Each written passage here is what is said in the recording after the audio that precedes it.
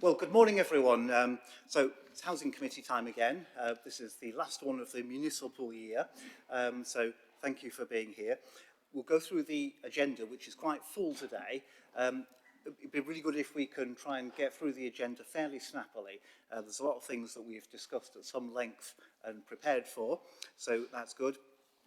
Just for introductions, I think by now everyone in the building knows where the toilets are, where the fire escapes are, so the usual routine for those. We don't have any other members of the public here today. The meeting is being webcast and live streamed, so that will be available to watch later on if anyone needs to. Reminder to put your phones on to silent. I think I've done mine. Might be proved wrong in a moment. And with that, I think we can sort of go around the introductions. Let's do the introductions first for the record, so we get started. So I'm Douglas Johnson, Councillor for City Ward, and if I go round to my left, Nabila. Nabila Maulana, I'm Councillor for Park and Arbourthorne. Alison Norris, Councillor for Woodhouse. Thanks, Alison. It's nice to see you back in the council, so it's good to see you. Thank you very much. Paul Turpin, Green Councillor for Gleadless Valley. Good morning, my name's Diane Hurst. I'm an elected member for Richmond Ward. Councillor Alan Woodcock, Councillor for East Ecclesfield Ward. Good morning, my name's Councillor Gail Smith. It's many, many years since I've been on a housing committee, but I'm looking forward to the future, but it's only this one for now. And I represent Mosborough Ward. Good morning, Councillor Penny Baker, Councillor Sandington Ward and Vice Chair. Thank you very much, everyone. I ask the officers to introduce themselves too, first of all. So yeah, going round in, starting from the far left, I think, if that's okay. Good morning, everybody. Ajman Ali, Executive Director of Neighbourhood Services. Good morning, everyone. Robert Parkin, Assistant Director of Legal Services.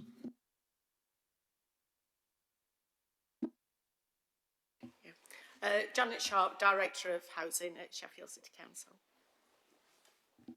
Morning, everyone. Tom Smith, Director of Operational Services, Sheffield City Council. Morning, everyone. Rachel Appleyard, Principal Democratic Services Officer.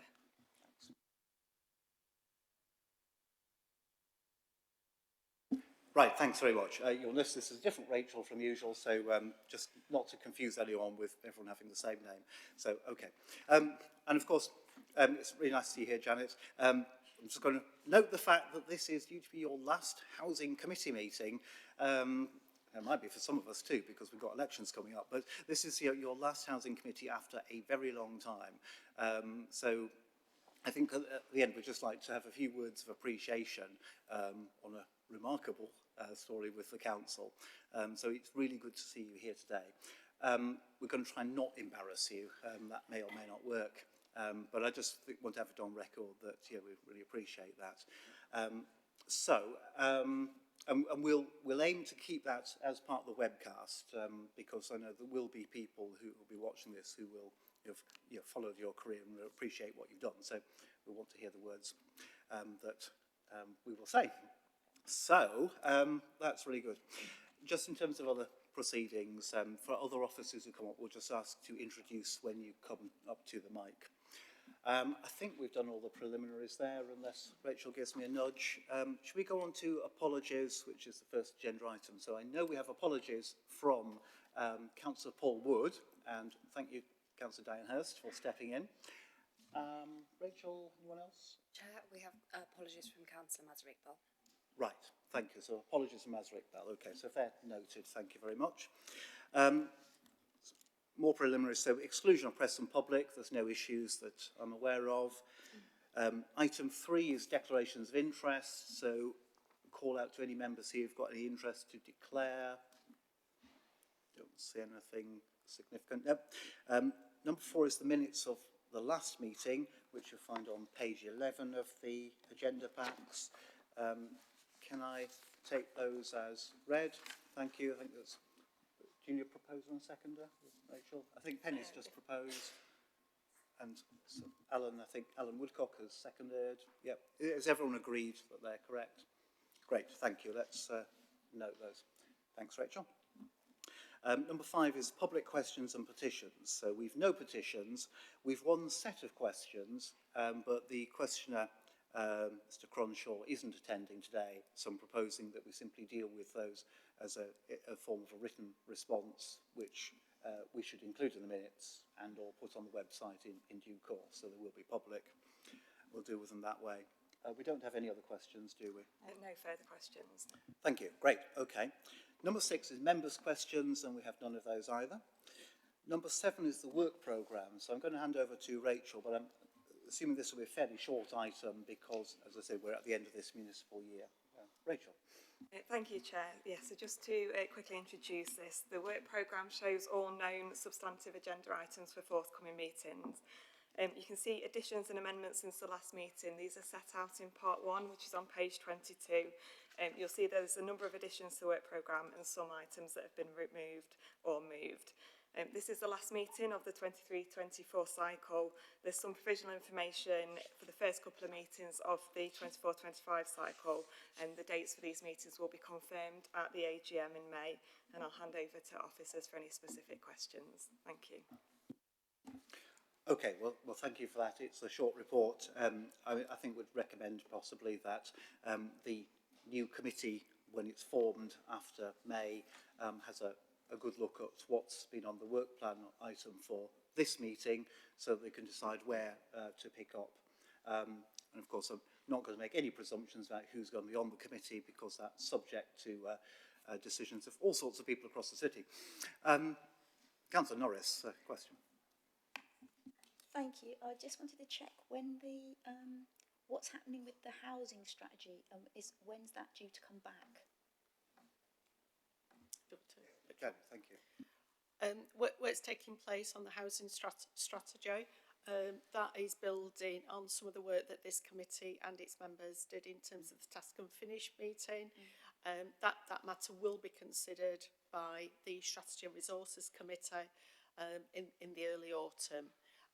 So work is taking place, and obviously in the summer, you know, there will be obviously the details, the options and choices that members from Sheffield City Council will need to consider prior to anything being presented and approved later on in 2024.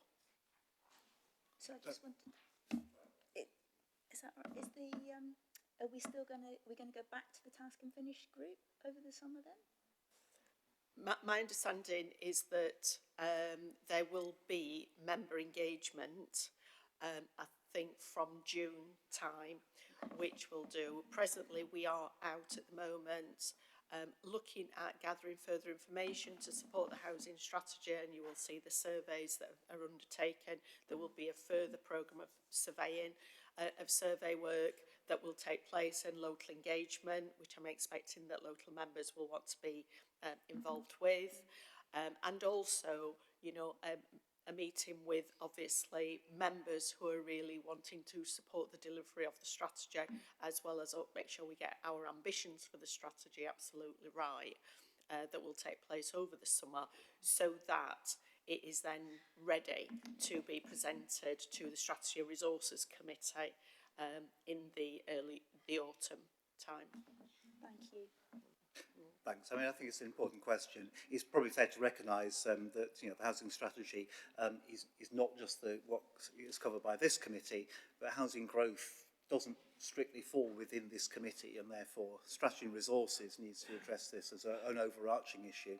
I think it's probably fair to say that with the big initiatives like the city goals and the council plan, it's probably important to have got those into place, and they are in place now, so as to inform the framework for a housing strategy. So yeah, that's going to be a forthcoming piece of work across the council. Okay, do I take it that with that then we have to agree the recommendations on the work plan as Rachel has set out? Yeah, again some nods, so let's take that as unanimous. Thank you very much. So we've now got the formal decisions here. You'll see on the agenda there's quite a number of items here. It'd be good to, as I said, to move through those fairly speedily and focus on the outcomes that we need to do here. I'll ask people to be fairly concise about this. The next two items are linked in some way, but it makes sense to take in the order on the agenda, the conditions of tenancy, followed by the repairs policy. So I think I'll ask Janet to introduce the work on the conditions of tenancy, which you will find on a separate paper. So just to check that everyone's actually got that as an additional report. It is on the council's website for this meeting, so that people can find it there. Shall I hand over for you, Janet? Thank you. So the report you have before you is to vary our conditions of tenancy arrangements. So we did a huge amount of work round about 2018 on our tenancy conditions, and that was quite an extensive piece of work to produce you and your home tenancy conditions.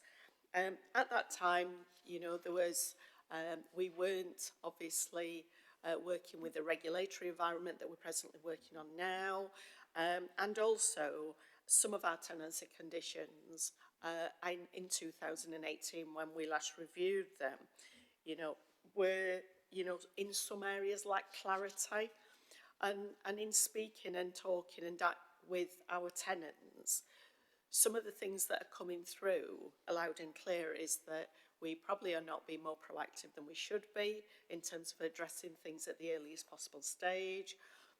Some parts of the tenancy conditions are fine, they work really well, and some lack clarity, So one of the things that we have been doing is to make sure they are clear.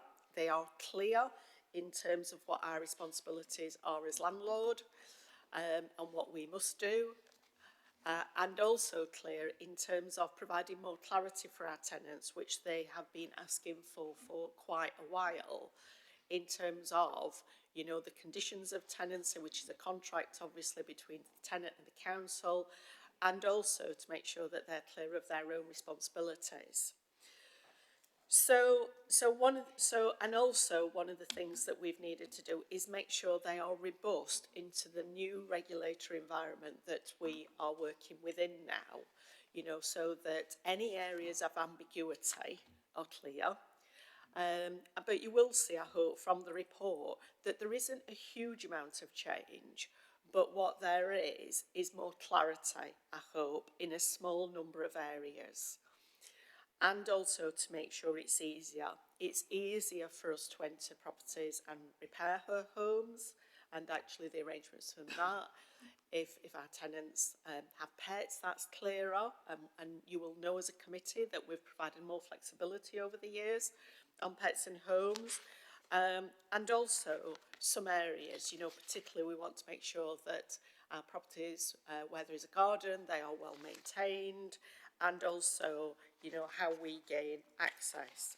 And then in recent years, we've also introduced introductory tenancies. Our previous conditions didn't recognise that. So there has been. So hopefully what you will see in front of you is not significant change, but is more clarity, much more clarity for our tenants. And hopefully we'll see that throughout the document is that this is to make sure that, you know, anybody who rents a property from Sheffield City Council is understanding of their responsibilities. But also when things don't work out as well as they can, that we have a stronger set of tenancy conditions which makes it easier for us to be able to take action. Anyone who, I know that the majority of tenants look really well after their home. They pay the rent. You know, we've got many complex families in our tenants.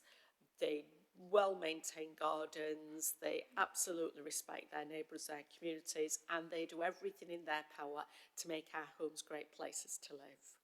But we also know that when things don't work out quite well, that can have a devastating impact on our tenants, neighbourhood disputes, you know, infestations, you know, antisocial behaviour and things that can have a significant impact on our tenancies. So I think that this report, I think, is timely to make sure we're providing the clarity. We've also sense-checked some of the revisions with other local authorities who've been doing the same in terms of, you know, updating their tenancy conditions, so they're a little bit clear and we've got more consistency. And also to make sure that this will provide more clarity for our tenants, but also if we do need to intervene, we can intervene at the earliest possible opportunities. And when we are taking those cases forward, we have the conditions that sit behind our actions to make sure that both tenant and ourselves are clear how we are going to respond to that. So as part of this work, one of the things that we have required to do, this is obviously a responsibility that is delegated to me as Director of Housing, but obviously that is something that I want to do with the full understanding of how we are taking this forward with the committee. And also it requires us to have followed a clear process with our tenants in terms of the small number of areas that we're proposing like to change, and that's involved is sending out a preliminary notice, making that clear, and also that will be followed in by the formal variation to implement the changes after the committee meeting. And one of the things that we have done is we've, over the last 2 to 3 weeks, we have used a number of channels to speak with our tenants and ask their opinion about some of the changes. And that's used all available channels as set out in our engagement strategy, but also by post, also by making help and support available for people who need that, and also who may need a little bit more support to manage the online completing of the form where that has been required. So we have had information come back to us in lots of different ways, as well as obviously feedback from our TARA representatives, as well where they have actually been able to share some of their their observations around this process. As part of, included in the report, at the time of the report, writing of the report, we had 314 responses. We've now had well over 500 responses for the survey. The majority, and one of the things that we have seen, so I want to bring that up. And so one of the things that we have seen in terms of the responses is they strongly agree to the recommendations for implementing. So we've had overwhelming support for the changes, and we can share. So do you want to bring that up? So if we just quickly run through. Yeah, absolutely. Do you want to just go through, Jack? Yeah, absolutely. Hi everyone, my name's Jack here, I'm the Business Change Manager for the Council. We've run questions across all of the proposed conditions for repairing your home, which is the first one in the pack that tenants received. We're on around 73.5% strongly agree or agree, so sort of vast majority. Disagree and strongly disagree is 10.5 for that condition. Following down the list of pets and animals, it's a similar picture. Again, we're on around 76.4% agree and strongly agree. And an even lower percentage of tenants who disagree or strongly disagree at just 5.9%. Moving down to using your home, and particularly the abandonment condition, that is at 79.3% strongly agree or agree, and 6.3% for disagree or strongly disagree. Again, moving down to using your home around access, we're seeing almost the same picture at 79% in agreement with 7.4% in disagreement. Gardens, 74.9% in agreement and 8.7% in disagreement. Ending your tenancy, the penultimate one, 75.2% in agreement and just 4.8% in disagreement. And the final one of introductory tenancies, 70.2% in agreement and 6.5% in disagreement. So a similar picture across the board with a small variation between sort of ranges of around 5 to 10% disagreement, around 70 to 80% agreement. Thanks, Jack. So hopefully one of the things that reflects is that, you know, many of our tenants are saying that the time has come to be a little bit clearer on responsibilities of both sides, and obviously, you know, and we also need to make sure that we are doing what we need to do as a good landlord to make sure as well, you know, in terms of how we manage and maintain our tenancies. But hopefully the committee can be assured that we've gone through a robust process here. We've been working really closely with our legal services team to make sure, you know, everything we can do then follows a swift process if we need to take action. And also, we've got Catherine Hughes here today from Private Sector Housing, also looking at this in terms of, you know, private rented housing tenancy conditions, and also to the many local authorities up and down the country who've also been, you know, checking our conditions against their own, and to make sure we've got some consistency. So the tenancy conditions will need to be kept updated, you know, and particularly as regulations change for housing. But really my recommendation here today is to seek support from the committee to update these conditions, and also the support that we move a step forward into making sure that our tenants understand their responsibilities, and also where we do need to take action, we can be much more proactive and speedily in taking that action, because we will have the support of the tenancy conditions that support the actions of officers. Thank you. Thank you very much, Janet. Just make a couple of observations before I bring other people in. So it's a slightly unusual report in the sense we're not being presented with something to approve explicitly, because under the Constitution, the decision on issuing the notice to tenants, and therefore the contents of the notice, is delegated to the Director of Housing. But as Janet has said, I think we're here to give a steer on what we'd expect to see on that, so that the decision that's made is in line with the expectations of the committee. So I think we can bear that in mind with this. And then, you know, secondly, I think the really important thing here is that the driver for this is just a reminder of the importance of the gas safety work here. So it's really essential that we support this change to allow access in those really difficult cases when someone's trying to prevent a gas safety inspection taking place, because of the risk to health and safety of everyone, not just that tenant, but other people all around where they live. And that's a really important thing. Really important that we address that as part of our, you know, very thorough and detailed work on compliance with the new form of regulation. So I'm just sort of saying that for scene setting. Shall I bring in Councillor Smith first of all?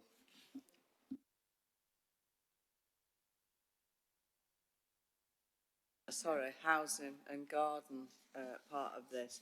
But how confident are you that you can, I could take you to 20, 30 houses on Westfield that are like dumpit sites, and how confident are you that you can make this happen? I'm not quite, I'd like to understand what you know, so you go to somebody's property and the garden's a real mess. What do you do if they refuse? So within this condition, this has been the one that's probably one of the most challenging, is that because what we've tried to do is provide clarity, and you will see from the updating conditions, the revisions, is looking to make sure we're really, really clear what we mean. So, and lots of people will maintain their gardens and have beautiful gardens, and some won't be looking after the gardens at all. Hopefully they're in small numbers. One of the things that is often very difficult when we are taking formal action is an interpretation of what a garden should be.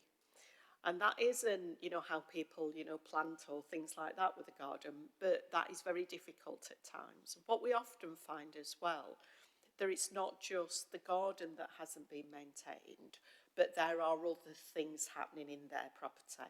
There is antisocial behaviour, there is damage to neighbouring properties, there is lots of other things, and that enables us to triage some of that work.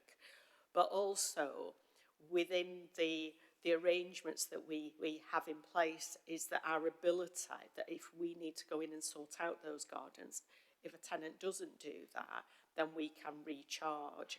And we are spending through the housing revenue account quite a significant amount of money when they become empty. And also, you know, when we have to intervene in some gardens. Now, anybody that is vulnerable, that can't maintain their garden, there is triage support in place. This is, you know, a small but increasing number of our tenants that choose not to maintain our gardens. The hedges are, you know, 5 metres high. You know, there is breaking of fences. There is, you know, a lack of maintenance that increases the risk of infestations and also neighbourhood disputes. And so one of the things we've tried to do is put some real clarity in place, but then also where we do need to take action through formal of procedures, is that we're clear what we're measuring that against. And I think that's really important, and the previous conditions were quite ambiguous. You know, now, one of the things that we do need to do is reflect they're in line with the council's tree policy, and also biodiversity, and to make sure that, you know, we're not being, you know, we're not going further than we need to. But most of our gardens where we need to intervene are, you know, in a significant issue and we spend quite a lot of money. And sometimes when they come up for re-letting, if they're abandoned, we're having to use, you know, working at height equipment to cut down the hedges and the fences and the repairs and that. And as you know from the financial reports that we presented this committee, that is quite a considerable cost for us. The other thing is, one of the things that we can do is if we want a tenant to put right their garden at the point of quitting, then what we can do, and what we have done in some instances, is prevented people from moving until we can get that property right. So this will enable us to strengthen that. Ask you a supplementary to that. So Joe Bloggs has never looked after his garden for years, and you can find out from speaking to neighbours, can't you? So he also says, get lost, I'm not doing it. I don't use garden, I don't care. How much longer would you give him to put it right, and would he have to pay for it? Yes, we would serve notice. We would give a timescale for doing that. And then if that work wasn't undertaken, we would do the work and recharge. Thank you. Okay. Councillor Hurst. Thank you, Chair. Thanks for this, Janet. Yes, I do welcome the alterations. Reading through the document, it sets out very clearly what's expected. Although I don't know if necessarily we've done a plain English check, because I've read in one part of it, you should try and maintain an ambient temperature throughout your home. And I don't know how many tenants would look at that and automatically know what it means. I think it could just do with a bit of plain English read through as well. And I do welcome all of this. I mean, I've been there, I've done it. I've had the difficult conversations. I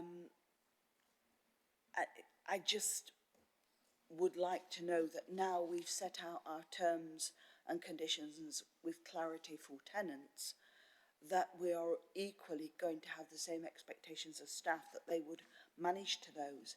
Because we all know as members that there are estates where there's a block of flats where you can't let the vacant flats because you know, there's 3 or 4 drug dealers in there, and there's other houses where they have problems with dogs, uncontrolled, late night news parties and loud noise. And I even know of one where the tenant has been in prison twice and has still been allowed to return. And that's a good flat in an eminently sustainable location. And people should you know, people would snatch your hand off for a chance to live there. So I think staff really now need to revisit, need to be retrained in having the difficult conversations and having the going through the policies and enforcing them, because it sets out there quite clearly, if you leave it for more than a month without our permission, we risk, and all that, because we know the situation with homelessness in this city and how many people need decent homes to live in. And we have a stock of decent homes, some of which are not being lived in as they should be, some of which are not being treated as they should be. So we've got a set of conditions that spell it out clearly. I hope staff are being trained now to spell it out clearly also. Thank you. Yes, absolutely. And I think, you know, in terms of carrying out the review and the priorities in the tenancy care, these have been done by frontline officers, staff, as part of working groups. Stuff that, you know, that my staff and staff in repairs, you know, and other services have said that this is what they find really difficult. And also, because of the lack of clarity, it's very hard from those frontline housing staff to be able to be clearly, you know, and they are challenged on a regular basis. So I've done, you know, quite a lot of work with our neighbourhood managers, and also speaking with frontline staff who are saying, what is it that you face on the front line, you know, trying to do the very, very best to be able to tackle issues. What is it that we need in these conditions that gives you, you know, the confidence to be able to move forward and have those very, very difficult conversations? You're absolutely right, Councillor Hurst, is that, and you will see elsewhere on the agenda, there is a whole range of, obviously, government as well saying we must be putting in place a clear workforce development plan for our staff and moving forward. And that's obviously something that we are presently working on. And part of this is about training, but also giving confidence to staff that actually if they do the right thing and they take the right course of actions, that they know we can follow that through to the end. And also, you know, to make sure that, you know, strengthens other things, you know, our permissions policy for tenants who want to do different things in their homes or alterations, and also abandonment is a real issue for us, and also misuse of properties. So this gives us some clear parameters to work within that, and also might even avoid saving officer time, you know, in terms of some of the things that we seem to be spending an awful lot of time following up on some of these things. Thanks very much. So I'm going to take Councillor Turpin, then Councillor Baker, then Councillor Norris in that order. Then perhaps we'll see where we are. Obviously, time's cracking on a bit. Obviously, ask people to bear in mind the contents of the repairs policy, which is the next item, and there's a certain amount of overlap. So if we can keep the answers, questions fairly concise. Paul. Okay, so yes, no answers only, according to the chair. So yeah, I'm supportive of the policy. I've just got a few questions. So it was raised with me by a local support worker about the late reception of the survey for the consultation. So the consultation was about 3 weeks, wasn't it? And they said it, despite being dated on the, where is it? Because I've just had it here. Just been dated on the 26th of February. They only received it on the 13th of May and the closing at March, and the closing date was the 20th of March, and that it was printed very small, and the person couldn't read it. But in any case, they couldn't read it because they don't read English, and they requested one in a different language and never received it, and then the survey closed. So I wonder if that's a systemic problem with the survey, although I do think 500 is a decent return. It's still only about 1.5% of tenants. Secondly is the part in Appendix 1 regarding its decorating, where the tenant's responsibility to decorate. I think that's fine under normal circumstances, but there have been umpteen cases that I've dealt with and that Tom's supported with, where somebody has needed to redecorate because there's been an issue with the house, which was the council's responsibility, like a leaky something or other, perhaps, and so or a repair that wasn't done properly and came back, for example, and so then to oblige them to redecorate at their own cost when actually it was their landlord's problem, I think it would be. I don't think that's fair, and I think it would be good to have that in the policy. And the third and final thing I want to mention is about basically the heat and ventilation. And as Diane mentioned, ambient temperature. I mean, this is ambient temperature. If it was 0 degrees, it would still be ambient temperature. If it was 40 degrees, it would still be ambient temperature. So what does that actually mean? And you know, I and you, we understand the relationship between heat, ventilation, relative humidity, condensation, mould, dust mites, yeah? But not everybody does. And so I would like to see some really high quality information, education for tenants with that really explains it in understandable terms. And it is easy to understand once you get it. And the other point on that is, so you know, we understand that you have to have heating and ventilation, and it tackles a lot of issues. When people are choosing to eat or heat, we need to be sure that there's support in there for them, and so that, you know, they can basically do both, or at least not have potentially deadly damp and mould in their home. Thanks. Yeah. And just quickly, so alongside this is obviously a contract between obviously us and our tenants, and that. So what we have done in the consultation is used a wide range. So we've emailed people, we've asked people if they want to support. Hopefully, you know, the case that you're referring to is not common, but also one of the things that we have done is we've also been using our contacts and connections and other ways for the surveys. We have had some individuals who's wanted to come into the offices and talk to staff, and we've tried to do quite a wide range. One of the things in terms of, you know, I'm not a qualified statistician, is like saying is as from when we've received the first surveys as a sample survey, is that all the follow-on surveys are more or less the same. And I think it's that robustness of the data, and obviously, you know, within our policy teams, and saying that is sound. This will require ongoing, and I probably should have said this in the report, is you approved obviously at the last meeting our engagement strategy, which is obviously to do much more engagement work with our tenants, so that will be a feature for this.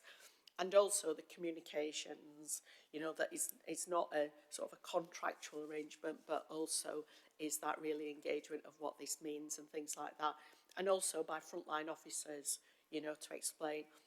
We have also, as you know, from the HRA business plan, triage support that people are finding it difficult to afford to pay their heating. And, you know, and also to making sure that people are living in warm homes, and also we're investing in homes to try and make them as warm as it's possible to be in some of our council properties. So what we've done with this is triage with both, you know, essential help and support that can provide our tenants, but also by doing that, we also need our tenants to help and support us to make sure homes are well ventilated. But some of the technology, the terminology, that will form part of the consultation strategy for this. Thanks, Janet. Can I just pick up on the point about consultation? I mean, just so that we're clear about the facts. In the report, I think it says that the consultation letters that were sent out to each tenant, as opposed to the general populace, were sent out on the 6th of March, weren't they, by post, and then the consultation closed yesterday on the 20th. So it is actually a bit less than 14 days. And I still think it's something we should probably bear in mind when you talk about the need for ongoing consultation there. Just the other point that we think we don't have as a committee is that although there's a strong number of people saying they support the proposals, which is absolutely fine. We do still have the substantial numbers, about a quarter on each, who have disagreed, but we haven't had a report, completely understandably, we haven't had a report on what those reasons were and what people were flagging up. So I'm just setting that as a bit of a caveat about how much this committee today can read into the consultation then. Sorry for putting in when I should pass over to Councillor Baker. Thank you, Chair. Quick question. When houses have been subject to right to buy and they don't manage their gardens, have we anything we can do there? Yeah, well, we can't do anything because they're not a council tenancy, No. So we have to follow, obviously, our process by like. But the private sector housing team, if actually there is a breach, and they're not meeting their regulatory standards, can serve notice on that. And I think that's the beauty, within the service, we're both having our private sector housing team and their powers. Further on the agenda of, obviously, Catherine Hughes is presenting that strategy, and also alongside that. So what we're increasingly finding by neighbourhood officers is they're walking up a garden path, and then on one side they might have an owner-occupier, on the other side they might have a private rented. There is a significant number of right to buy properties that are now being rented as private rented on our estate. And there are specific regulations for that. And anything that is in breach of those regulations will be subject, obviously, to the appropriate action. But the beauty is that we have those powers and those skill sets within the service to look at those individuals. And in some of our estates, over 70% have been lost through right to buy. So it's an absolutely ongoing challenge for frontline housing officers. That's really good to know. Thank you very much. I also wanted to say thank you to everybody who's been involved in bringing this to bear, tenants, members, officers. I can't believe Councillor Hurst found ambient temperature. Thank you very much. How have we missed that? We've spent a lot of time trying to make sure it's in plain English, and English that will easily translate. And then right at the end, there has to be something we miss. I'm glad you picked it up. I'm not being funny. It's been a long piece of work. I know you want to tweak a little bit, but it's a document that we can stand by, that tenants can understand, and gives us the basis of how we work with them, which is really good. Thank you. Thank you. That's helpful, yeah. Councillor Norris. Yeah, I really welcome this. I echo what Councillors Hurst and Smith and Baker have said. Our case, it's as you said, it's a minority of people that cause these problems, but they have such a massive impact on the quality of life of the people around them. And I think this will really help. The only thing, other thing I wanted to ask is, I know in our patch, one of our limiters, if you like, of dealing with all this is staffing, because we've got quite a lot of absence and sickness, and just we need to recruit more to fill the places we've got. And I just wondered how that was going, how the numbers of staff and if the staffing was increasing back to what it should be in the neighbourhood team. In terms of sickness, we, I think depending on which neighbourhood team doing that, is that we have been doing quite a lot of work with our colleagues as well in HR, in terms of how we get underneath sickness, what is short-term, long-term sickness, and that. So the managers have been doing quite a lot of work in terms of to improve our sickness. Some of our sickness. One of the things we've also seen is quite a lot of,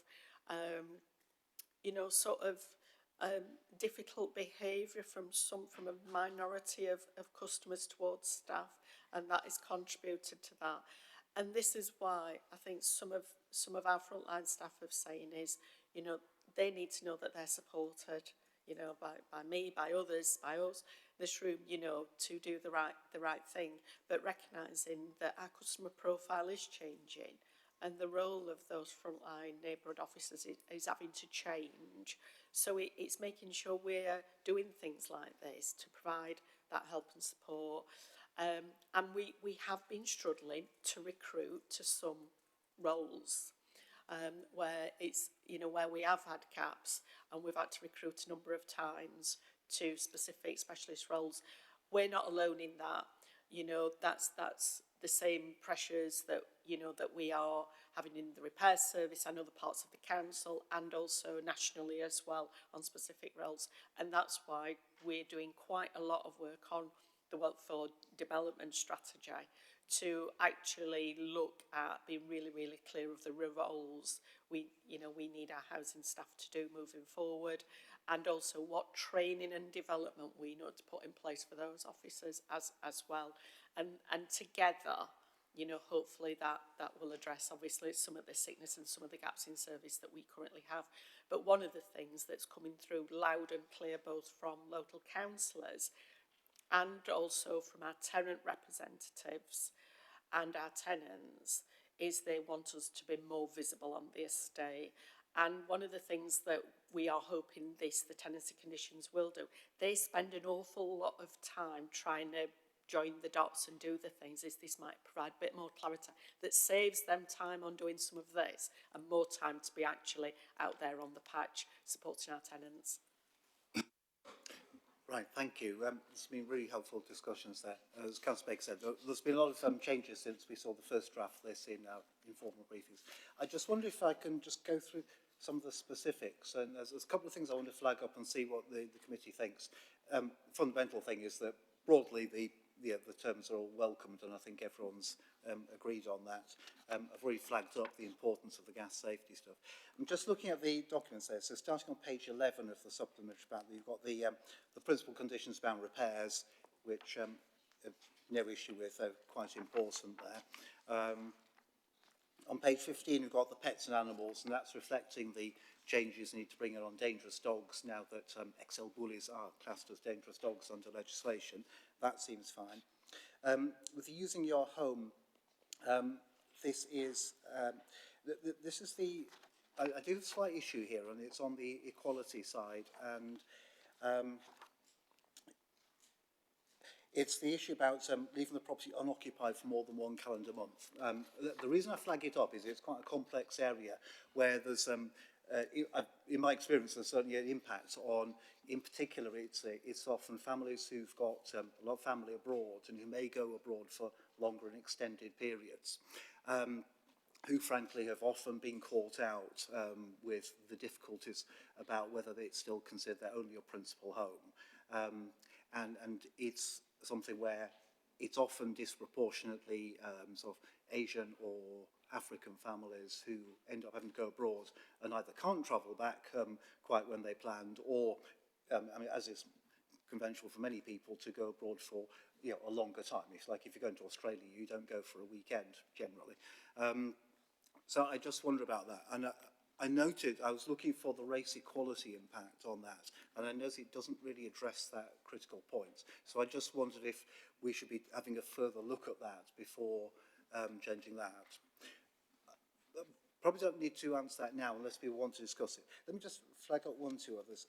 On the access, so on page 19, we've got access to the homes, and the item here is, whilst it's pretty well all fine, there's that issue about a requirement on tenants to make sure that their property is safe for access for anyone, and given that we're saying that it can in emergency be accessed at any time, it's one of the things that we discussed in the knowledge briefings, and I think there is a slight concern that some people will therefore be frightened to think that they're required to keep everything really safe. And the concept of what is safe in a house, most of us live in houses that probably wouldn't be safe if someone just walked in unannounced because of things all over the place. And I do wonder whether we've got the right balance there on the sort of intrusion into people's private lives. So again, I'm flagging it as something that might want a little more review. And then the final thing was on the gardens and communal areas. So whilst the changes are broadly welcome for just the reasons that well, I think Diane has explained, I think there is a difficulty in terms of the biodiversity aspect that Janet mentioned about having a fixed height for hedges, which isn't something we've done before.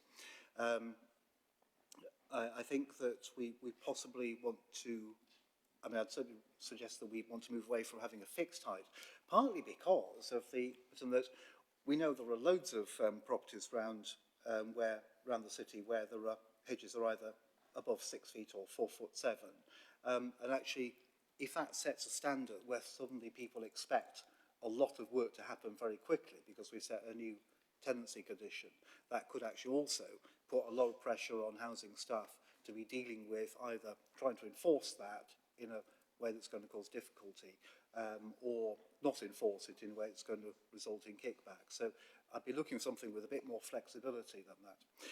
So I'm just going to flag those up and see what the committee thinks. I think all the rest is absolutely fine.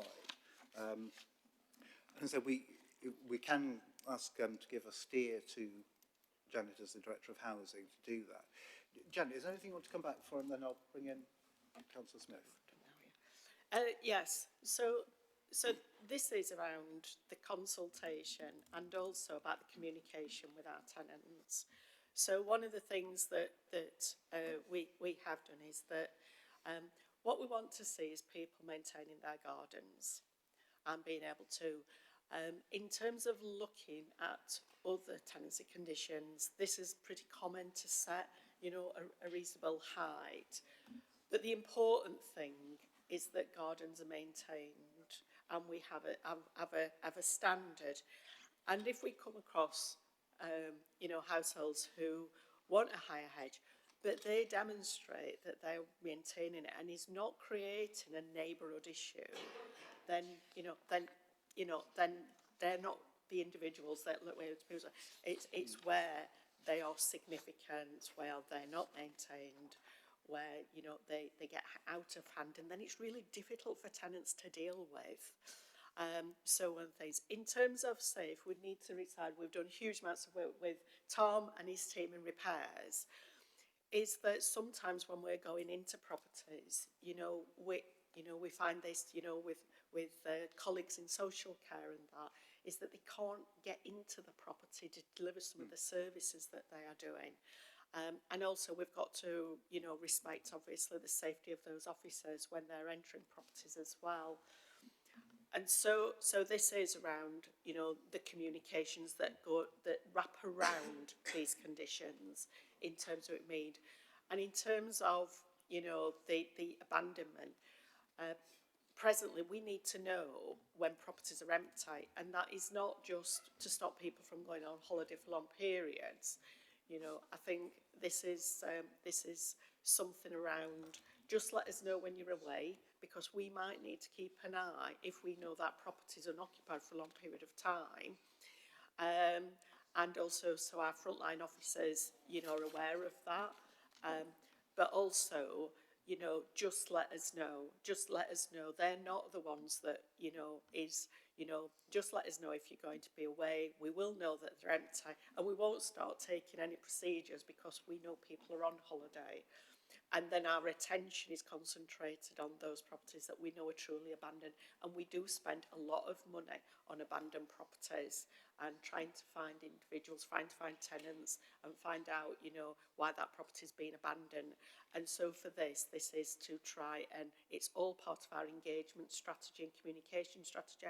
If people are going away for long periods, that's absolutely fine. But also, if they're not, and it's a truly abandoned properties, these create so many issues on our neighbourhoods, and at a time, when we are desperate for council housing, that if they're not needed, then we bring them back into use as quickly as possible to people who do need them. Thank you very much, Jane. I think that is actually the point I was making. So my point is that actually I think what you've explained, I'd certainly be very happy with, hope other people would be. I'm just drawing attention, that's slightly different to what's actually said here in the draft text. So I suppose what I'd propose is that before issuing the formal notices, just have a look at those three items that I've drawn attention to, and perhaps we could have it run past someone with a legal eye to just see whether those really work in the way that is intended as you've explained. I'd be happy to endorse what you've just said, if that's okay. We have been working really closely, obviously with our lawyers in the council. Yeah. For me, this is a contract, and sometimes they can be a little bit difficult, and this is why we're putting a wraparound communications plan on this, and frequently asked questions what this means as well. But with the areas that you've identified, Chair, today, one of the things we will do is quickly go back, you know, and just like check if we could maybe one or two areas just make it a little bit more plain English, or put an explanation and a definition alongside that prior to issuing that formal notice. If Right, that's thank you. Yes. acceptable. I'll just bring in Rob as our legal person. Yeah, no, I think it was just to, sorry, Chair, just the point was made there about the guidance bit and the explanation. I think that document that's a bit more stepped down and plain English. So examples of, you know, you might say examples of where we may take enforcement action could include. Yeah. So that sort of language, and it just helps frequently asked questions, but it just gives a little bit more context, and it may give that additional colour that perhaps you're suggesting, Chair.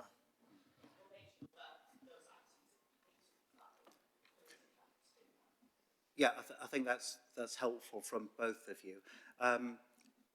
Councillor Smith and Councillor Turpin, do you still want to come in? Because so, Just quickly, Chair. Yes. I think the point that I actually want to say that this is a brilliant document, not just for staff, but for councillors, because I want to just err on the tree edge thing. You need to have some kind of maximum height, because it does cause a lot of neighbour nuisance. A lot of people fall out about the edges and the trees that's overhanging, and we need clear guidance about what it is. And I think it's this is really welcome, as I say, Janet, because we all need to know what they can do and what can't be done in terms of doing casework, to be fair. Certainly the role of local councillors is absolutely critical, because sometimes you will spot issues before we've got round with officers to spot issues. And so for me, this is about that ongoing engagement, communications, and also if there are other things, you know, in a few years, you know, the director of housing, you know, somebody else, but, you know, they will say, right, let's keep evolving this because the regulations will continue to change. And I think we don't need to see this, that every 10 years we come back to this. This is now on regular reviews. Thank you. Councillor Turpin, have you still got a point? Yeah, I think so.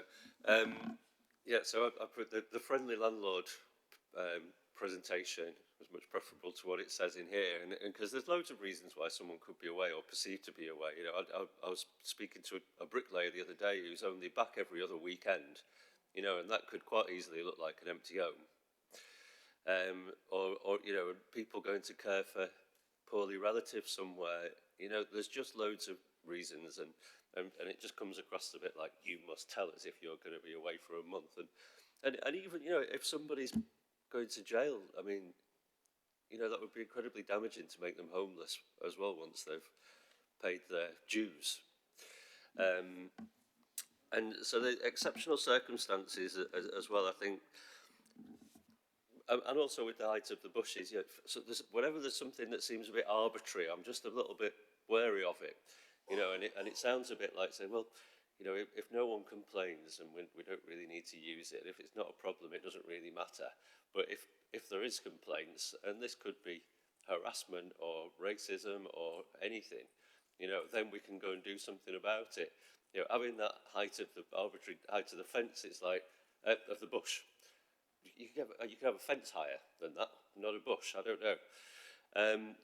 And so when it says exceptional circumstances, if you're going to go down that route, I think you need to be pretty explicit what those exceptional circumstances are, and not just have a housing officer somewhere deciding, you know, using their own personality and judgment in each individual case.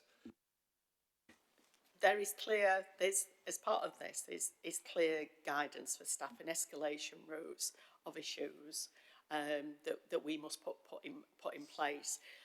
This is around, you know, this is a contract between us and the tenants, but also, as mentioned, the important thing is that communications of what we mean. But ultimately, those officers that are on the front line, is their primary role is to engage with our tenants, you know, so there's only so far you go with any document, is really, you know, understand, so they're really explaining what this means. And you're right, if somebody is, you know, using the property, then working away, you know, it's always good for us to know that, for if anything happens to that property, or we see that property being targeted. And at the moment, we haven't got anything that really sets that out. And so this is the start of that conversation. But it is also being really clear is we need to know, because otherwise, and I receive an awful lot of reports where people say this is an abandoned property, only to find that people have been in hospital in quite a serious condition for a number of weeks. Well, if we've known that, officers are keeping an eye on that property to do things. But also, I think, recognising that some of part of this is we must be able to get into properties to carry out essential things. That's a key strand, obviously, of the repairs policy that Tom is saying. But also, you will see in our finance reports, we are spending millions of pounds in not dealing with some of, you know, getting into properties, to doing things that the repair service are absolutely wanting to get into those properties to do. And also where we have some very vulnerable people living in our properties, and we're not identifying them early enough as well. And this is the start of that process. But, you know, and also let us know where you need help and support. And we've got a lot of council triaging, help and support people if we know that somebody needs our help and support. Okay, thank you, everyone. I think we should move on. If we look at the recommendations on page 2 of the supplementary report, so as set out, it's a slight one because we're not being asked to approve the exact wording there. The 3 recommendations are to note the proposed changes to the tenancy conditions, note the interim analysis of the consultation responses and the update we've had now, and then thirdly to note that the Director of Housing is the one delegated to make the decision on approving the final notice. So I'm sure that we can all approve those. I just wanted to reflect the conversation that we've had, whether we can also say that we ask the Director of Housing in doing the step under item 3 to take account of the conversation on those items picked up, and with the suggestion from the solicitor to the committee to take those into account before issuing the final wording there. If that could be formulated in some sort of words that perhaps we can pick up afterwards. Do I get sort of sentiment on that? And on the equality point, could we ask that there's just a quick review of the equality impact assessments on the absence from home points raised, and also on the disability issue around hedges. So as part of the process of approving the final notices. Is that acceptable to everyone? Now, I think everyone's made some good points there, and yeah, especially Janet, actually, so thank you for clarifying those. Rachel, are you okay with a brief note of those, which we can check out? Yeah, that's fine, Chair. So I think, okay, nod, so take that as approved unanimously. Well, if so, thanks very much.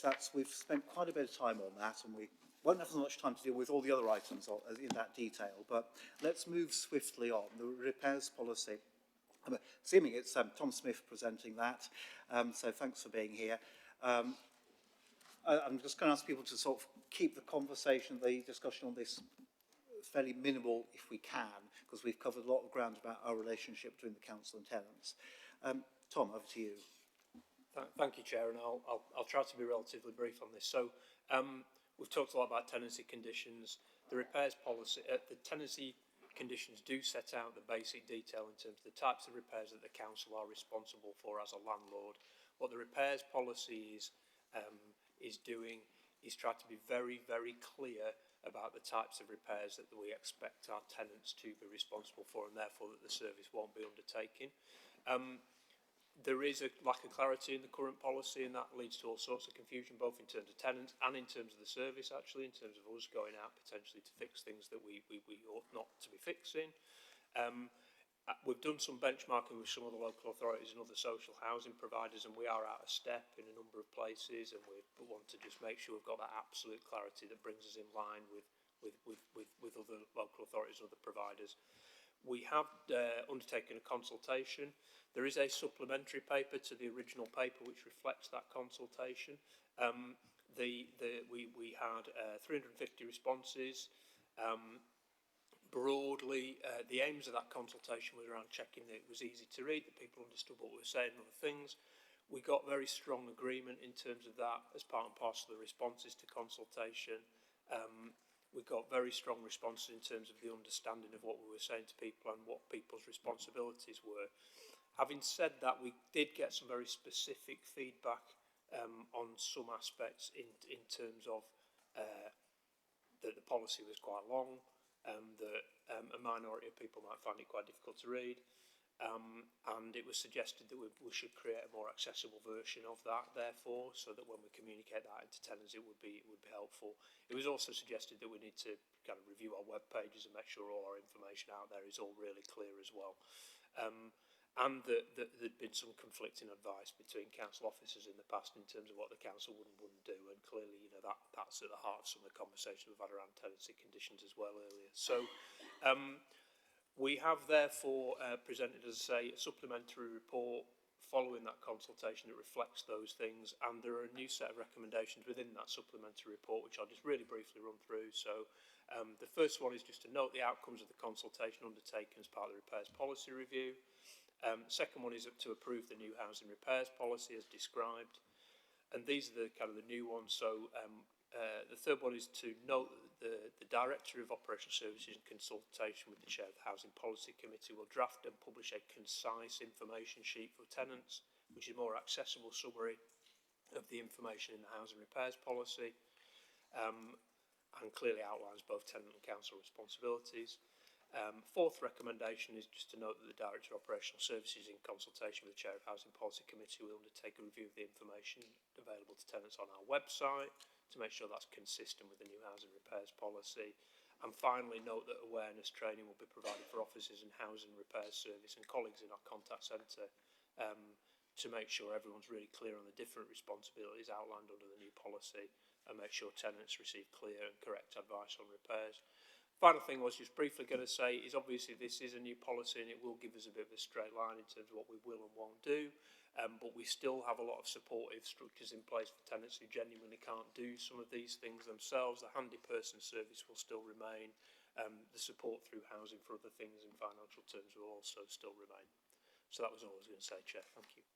Thank you very much, Tom. That's really helpful and clear and concise. I think it is a good testament that not only have tenants supported, but I know that between us, we've, the cross-party, we've thrashed out quite a few issues that were issues of legibility and clarity about what's being said in this policy. So I'm going to say thanks to the people who were involved with that from this committee, as well as the way that staff have responded to that and hammered it out in something that I think is pretty good. I'm certainly happy to approve that. So I just wonder, does anyone want to ask for anything for clarification or any objection to this? I think I'm getting nods around where it indicates that we're all happy to approve this new repairs policy. If so, shall we just take it as that and move on? Thank you very much. That's a good piece of work, and it'd be nice to have that clarified. We'll look forward to the more detailed explanations. And I should just check, although it's the decision is to consult with me as chair, I'll look to the reps of the other parties to confirm that too, because your views are always helpful.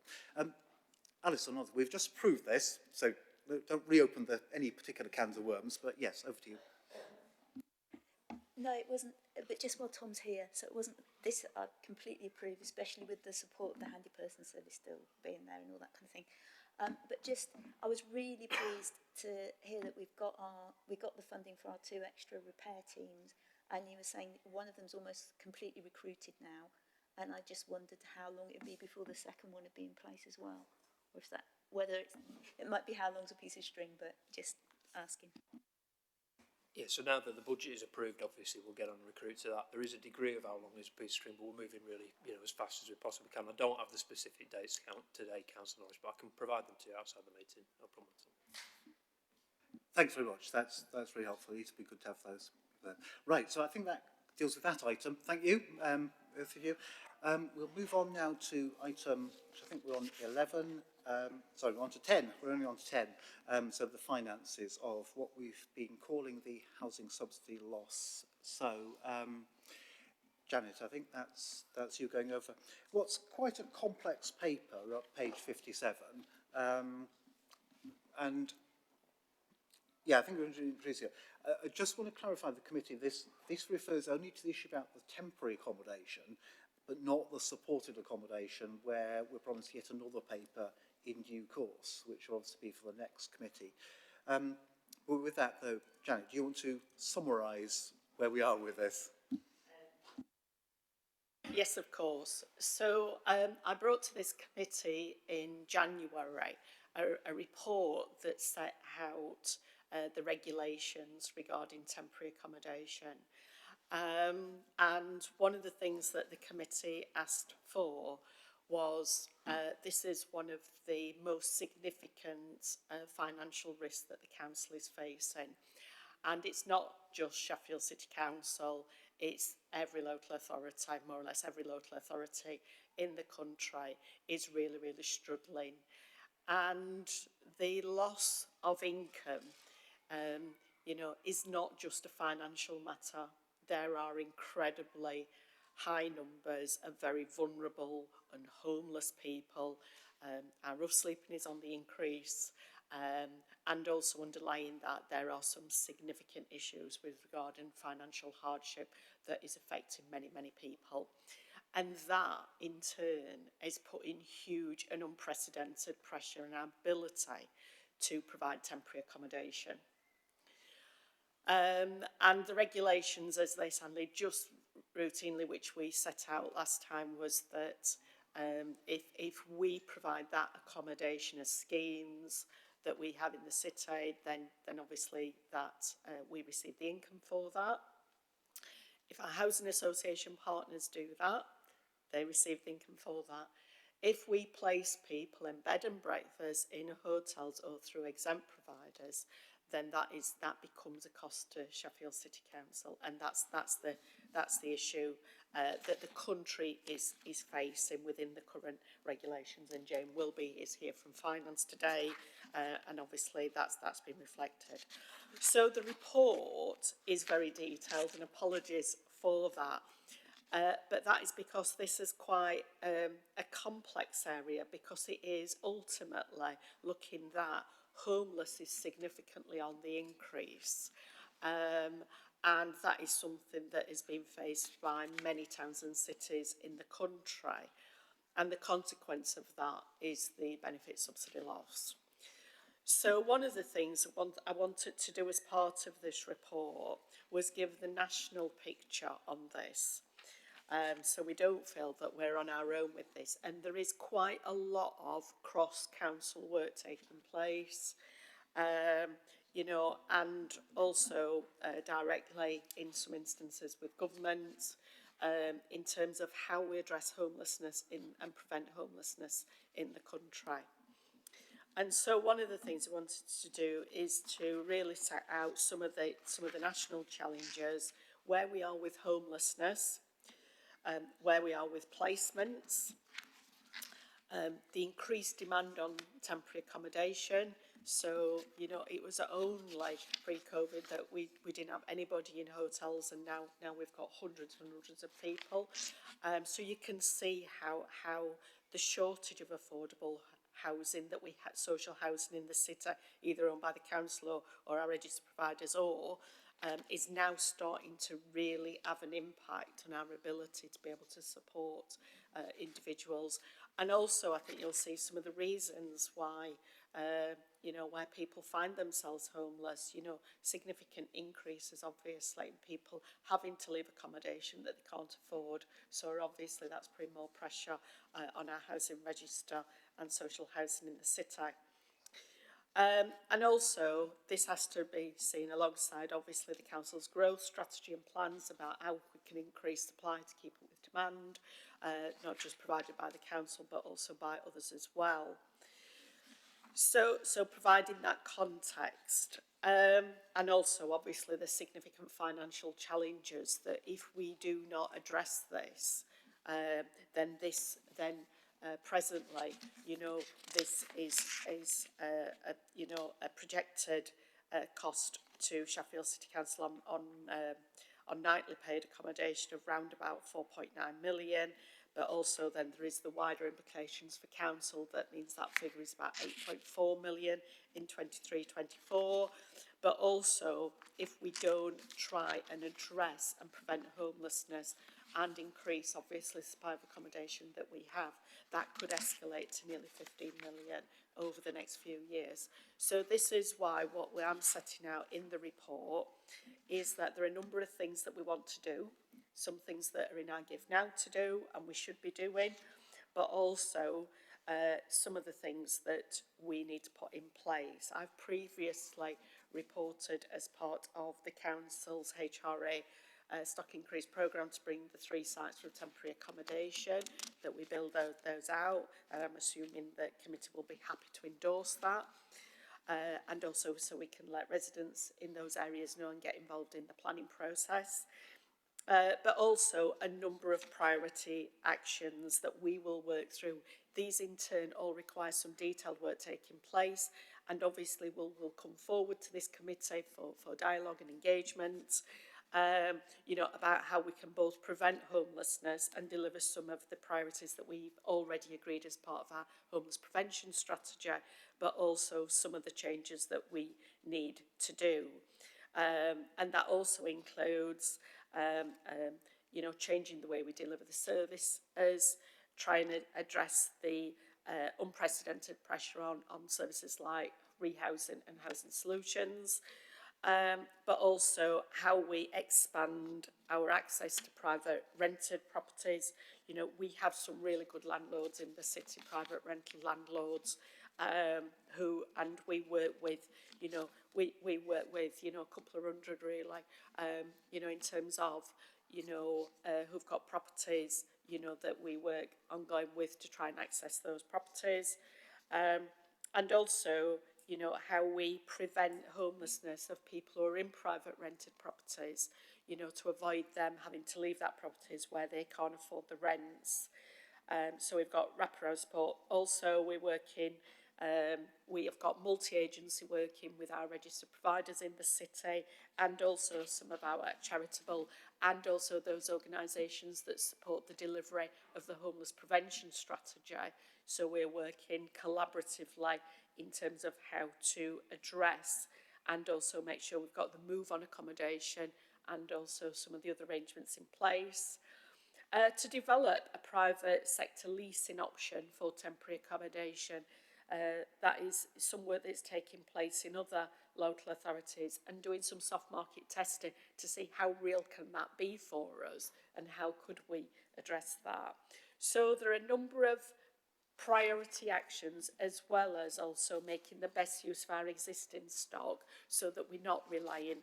And as you can see in the report, we have got some families living in hotels for 5 and 6 months, and that cannot be sustainable for the long term. So we do need to absolutely, my recommendation is prioritise these areas, make the best use of our existing stock and our allocations policy, whilst also really coming up with a plan so that we're not looking at, you know, we're not looking at an £8 million risk to the council or a £15 million.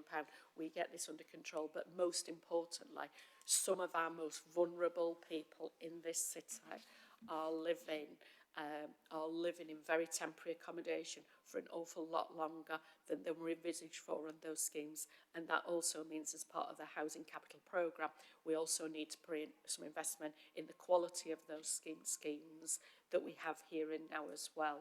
So it's not one size fits all, but hopefully alongside the work that we currently do and with the work that we will now prioritise and put resources into develop plans for the 4 key priorities, that you will see over the course of 2024, those coming back to be able to see how we can put some of those things in place, and also what will that mean in terms of reducing the impact that this is having on many vulnerable people in this city. The other thing is make sure that you will probably want to put some in place, some performance measures, so you can see that we are making progress on this over the next 12 months. And also a bit of a reality check, as you will see from some of those recommendations, is doing soft market testing. So we'd like to have private sector leasing, we'd like to commission services, and we would like to have more access. And also, what is the capacity in the city to be able to do that as well? And obviously the partnership work that we are on with at the moment, I would like to reassure committee, is very, very strong in this space.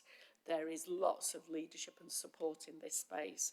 And also, I think lots of working together, as was set out, obviously, with, you know, the visit of setting up of Homewards, and lots of other things that is taking place in this space to try and tackle homelessness in the city and bring down the demand that we're presently facing, so that we have got plans in place to mitigate that, as well as the financial impact of Sheffield City Council. Thank you. Right. Thank you very much for that explanation. Questions starting with Councillor Baker. Follow that. Indeed. Follow all that information. I mean, Janet's quite right. Partnership working on this is what we've got to do. It isn't something as a City Council we can do on our own. Douglas, Ajam and I on Tuesday afternoon were at a meeting in the Millennium Galleries called Homewards, which is the Prince of Wales charity. I was absolutely blown away by, and I've worked in housing for ages and know how many volunteer organisations we've got and how they cover this and how they work together. But there's stuff going on in the city that I was unaware of. We got an awful lot out of it, and we opened doors to speaking. I think you might have seen in the media some of the results of that. The result of a royal visit brings us 10 homes that can be used, gifted as part of their homeless thing, guarantees to talk, housing associations being eager to do things, and I desperately hope that they will be carried through. I know from speaking to officers and members here that we'll do everything we can to open doors and work with people. Talking to a young lady who does the rough sleep account and how worried she is about the type of people she's finding, and, you know, concerns about where they go next. It's no consolation that it's not just a Sheffield problem. Sheffield have worked really hard over the years, and Janet and I both remember times when we, just before Christmas one year, an email went out to say there was nobody in the city in B&B accommodation. And, you know, there was a party spirit. Now we've got so many, you know, and it's varying every day. Our staff are having to be trained to deal with particular problems, and everybody's trying to meet it. We can't suddenly produce the number of homes we need, so it's not going to be a problem that goes away. There's a lot of monitoring more on this committee's side and maintaining that. This is why we have to make sure our voids are brought back into use, that any projects that have started are completed, and that people who pretend they're in an accommodation and aren't, and that home is relet. There are other smaller things we need to look at, but there's so many, and we need to take it as an item going forward. And I'll get off my soapbox, Chair, but I think, you know, we got a lot out of Tuesday afternoon, and it's good to remember that it's not just our problem, it's everybody in the city of Sheffield's problem. Thank you, Chair. Thank you. I did make that point on Tuesday, that homelessness is everyone's problem in the city. But yeah, thank you for saying that, yeah. Paul, go to Councillor Turpin. Thanks. Yeah, I think I went to that event a couple of years ago when it was at Theatre Delhi, and it was really, it was quite moving at times, but also, you know, of great motivation, and really makes you see the world from someone else's point of view. That's how I found it anyway. So, Janet, I know we've discussed this before when we've had our private meetings, but I just thought I'd like to raise it again. And like, the numbers are really astounding when, you know, this year we've got sort of between 100 and 150 people, or well, either individuals or families in temporary accommodation, you know, and it's such a lot. And then when you look forward 5 years, the best place estimate is 600 or 600 not even, you know, so it really feels like it's not going away. And I guess the big issue financially is the housing subsidy loss. And of course we can't predict if we'll have a new government at some point this year, and we can't predict if we do that they'll change anything. You know, we ought not to expect anything to change really. So we've got to look after ourselves.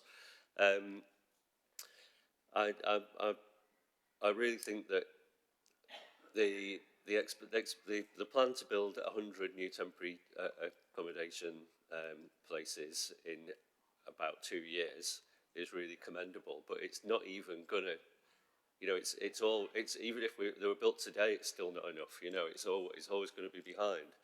And so I really think we need to be looking at ready to go accommodation, and that we're putting people in hotels, and sometimes they're not very nice little B's and hostels in places.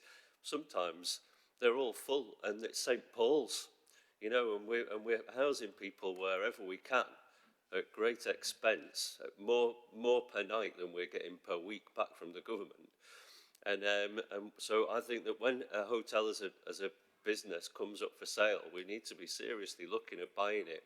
And I'm talking about a hotel that's a running concern, that's an ongoing business, which is staffed, which has the furnishings, the linen, the kitchen. You know, it's ready to go. It's an operational system, and rather than giving them the 100 odd pound a night, that's keeping the money coming back to us. You know, so rather than the money disappearing out the window and through the cracks, it's circular. It's coming back to us, so it's not a loss anymore. And I think that we've really, I don't think we can avoid doing that. I think it's an absolute no-brainer that that's something we ought to be doing. Yeah, yes, certainly. And so Councillor Turvey, we've had a number of conversations about this. So one of the things that we are doing is we're looking at another. So we've been working really close with the university and also some of the university's providers who are, you know, coming out of some of their older accommodations, so obviously investing in new, or some that are actually changing their model in terms of what they're providing. So, and also we're working really closely with the council's property services, because they're aware of what's coming up for disposal, you know, and, you know, I was talking obviously to Angela Grantworth from that service only yesterday around some buildings that we've identified, that could we do some option appraisal and modelling. One of the things we just need to be careful of is to make sure we understand what we're taking on. So there may be reasons why they're being disposed, and also they may require not only the purchase price, but also may require some substantial investment to make sure they are safe. But one of the things that we are doing is we're doing an assessment of that, and also if we were to pick up those acquisitions that might need a mixture of HRA and general fund to be able to do that on an investor-safe basis, is that we make sure that, you know, there might be a period of time, and hopefully a period of time where you might not need that accommodation, is that then obviously the council can make sure that they can dispose of what could be a long-term liability. So we've got a couple of schemes that we're looking at the moment. And also I've got property services of looking where there are some opportunities, and that's part of the soft market testing as well, that's included in the report, because sometimes we're not sure what we don't know, and some organisations may well be thinking of disposing, and hopefully, you know, if this is endorsed by this committee, and once we go out, that they say, well, we're not thinking. We've also had, you know, a couple of housing associations are trying to have actually come out of the supported housing market, and also to try and say, please don't come out of any more supported housing market, because we need obviously that accommodation. So one of the things that I have been able to put in place is that working group with key services across the council to look at what is coming up, whilst also having people who are qualified to do a proper technical assessment in terms of what is happening. And also we've got a really close partnership working arrangement with South Yorkshire Fire and Rescue Service, because they're obviously have got eyes and ears on the ground as well. And then what we have is a financial appraisal tool. And part of that, we might find an opportunity that it's not for us to do that purchasing, but maybe one of our registered providers would be happy to do that as well, you know. And also where we can get external grant funding, and you'll see elsewhere on the agenda, and also regularly on Finance Committee, we keep taking reports where we've been able to access money from government for this purpose. So we are not doing nothing, but what we are doing is make sure we've got the checks and balances in place, and we can say that where the investment might need to go in the short term to be able to get the longer term returns, and also to make sure, but also looking at our operating model. So we are operating within round about 25 hotels in the sort of the Sheffield region at the moment. Now, that takes quite a lot of resource from my officers to be able to manage, alongside over 300 or so dispersed accommodation in our communities, you know, because it's a property here and a property there and a property there. That is quite an expensive operating model. So that's why the schemes tend to work better for us, where you get lots of numbers, because it's easier for us to manage that. So one of the things alongside any investment is also look at how we would provide that support. And as you will see from the report, you know, we also need to avoid, with the breadth of accommodation where we're placing very vulnerable people, that we do not have victim and perpetrator in the same place or nearby. So there is a huge amount of checks and balances that we have in place. And we also know in our city that there will be other local authorities placing people in Sheffield. So one of the things that I have is a governance arrangement in place, so that we look at who's actually going into those hotels. And I'm supported in that by our children's services, by our adult services, and also with local authorities in the region, so we can just make sure whoever is getting placed in some of this accommodation is safe, and we're honouring our safeguarding responsibilities for those individuals as well. But we're not doing nothing, but we also need to be really, really careful about, if we're buying hotels, that we know what we're buying. And we have seen across the country the consequences of buying the wrong thing. Thank you. Thanks, Rog. I'm just conscious of time. I'll just be trying to be brief. Yeah. Yeah. So that sounds good. I know that, you know, you're dealing with this professionally.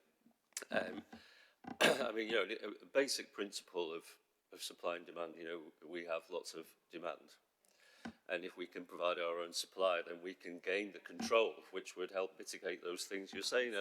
And just like, you know, Fag Box Workings, there was a hotel for sale that was nearly 50 rooms for £3 million that was operational, and that at £100 a night, that's about £1.5 million a year that we could have full control over this, sole use of it, and that's £1.5 million that we're giving back to ourselves. You know, it's such a significant sum that even if it's done badly, it would still save money.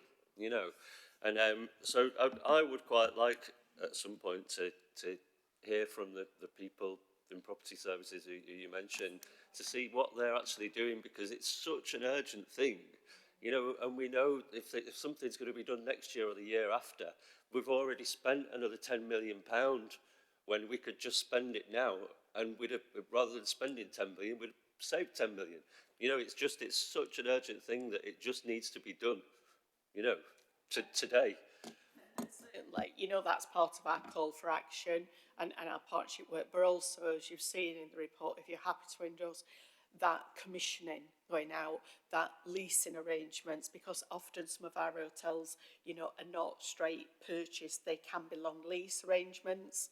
And I've got, obviously there is a project team in place that's looking at all of those things, and that might be as part of, you know, a recommendation is that there is in place for this committee some regular performance, so that, you know, the lead officers who are leading on that work actually can come back and look at the range of options that have been looked at, and ultimately the council and the council's finance committee need to ensure that the council is able to invest in some of this for those savings, or whether we are the right organisation to do this, or whether actually we have got some strategic partners and we might do some of the legwork, but actually they may be able to step into this space and help us as well, and having those conversations as well.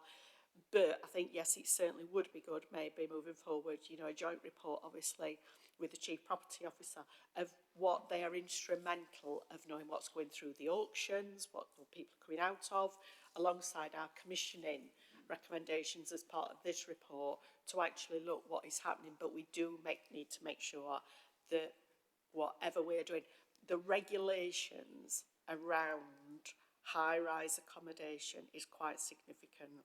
And once we move that hotel from being a hotel to residential, we need to make sure we're compliant with that.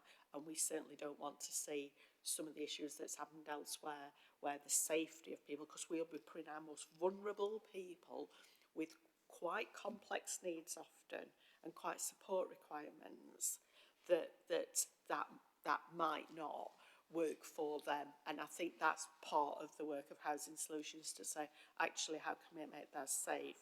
Absolutely just placing people, but also making sure we have got the right service and support in place in those hotels to keep those people safe. Right, thank you very much. Yeah, that's really important stuff there. I just want to draw everyone's attention to the 4 priorities for action, which are on page 71 of the report back. So, again, conscious of time, we've got 2 more people who want to speak, so I'll pass it over to Councillor Norris first, and then Councillor Harris. I've got a few questions. Do you want me to just quickly say them so you've got them all in one batch? Does that make sense? Okay, one was progress report on voids, because we've had the team for 4 months. It may be too early days, but I want to know if it was making a difference. I absolutely support bringing forward the in-house build of 100 units as a variation to the housing investment programme. But I was when I saw the capital report that comes later about the budget, there was some concerns about construction inflation, and it talked about value engineering, and I wasn't sure what that was and how are we going to be able to do those in 2 years.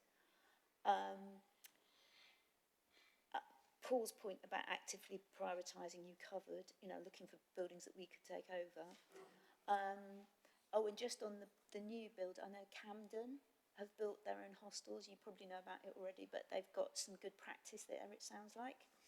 I wondered if I know in my own ward, one of the problems has been families priced out of private rented, and particularly hard to house families. And I wondered if, with the changes in Moorfoot, we could include any temporary accommodation flats for families.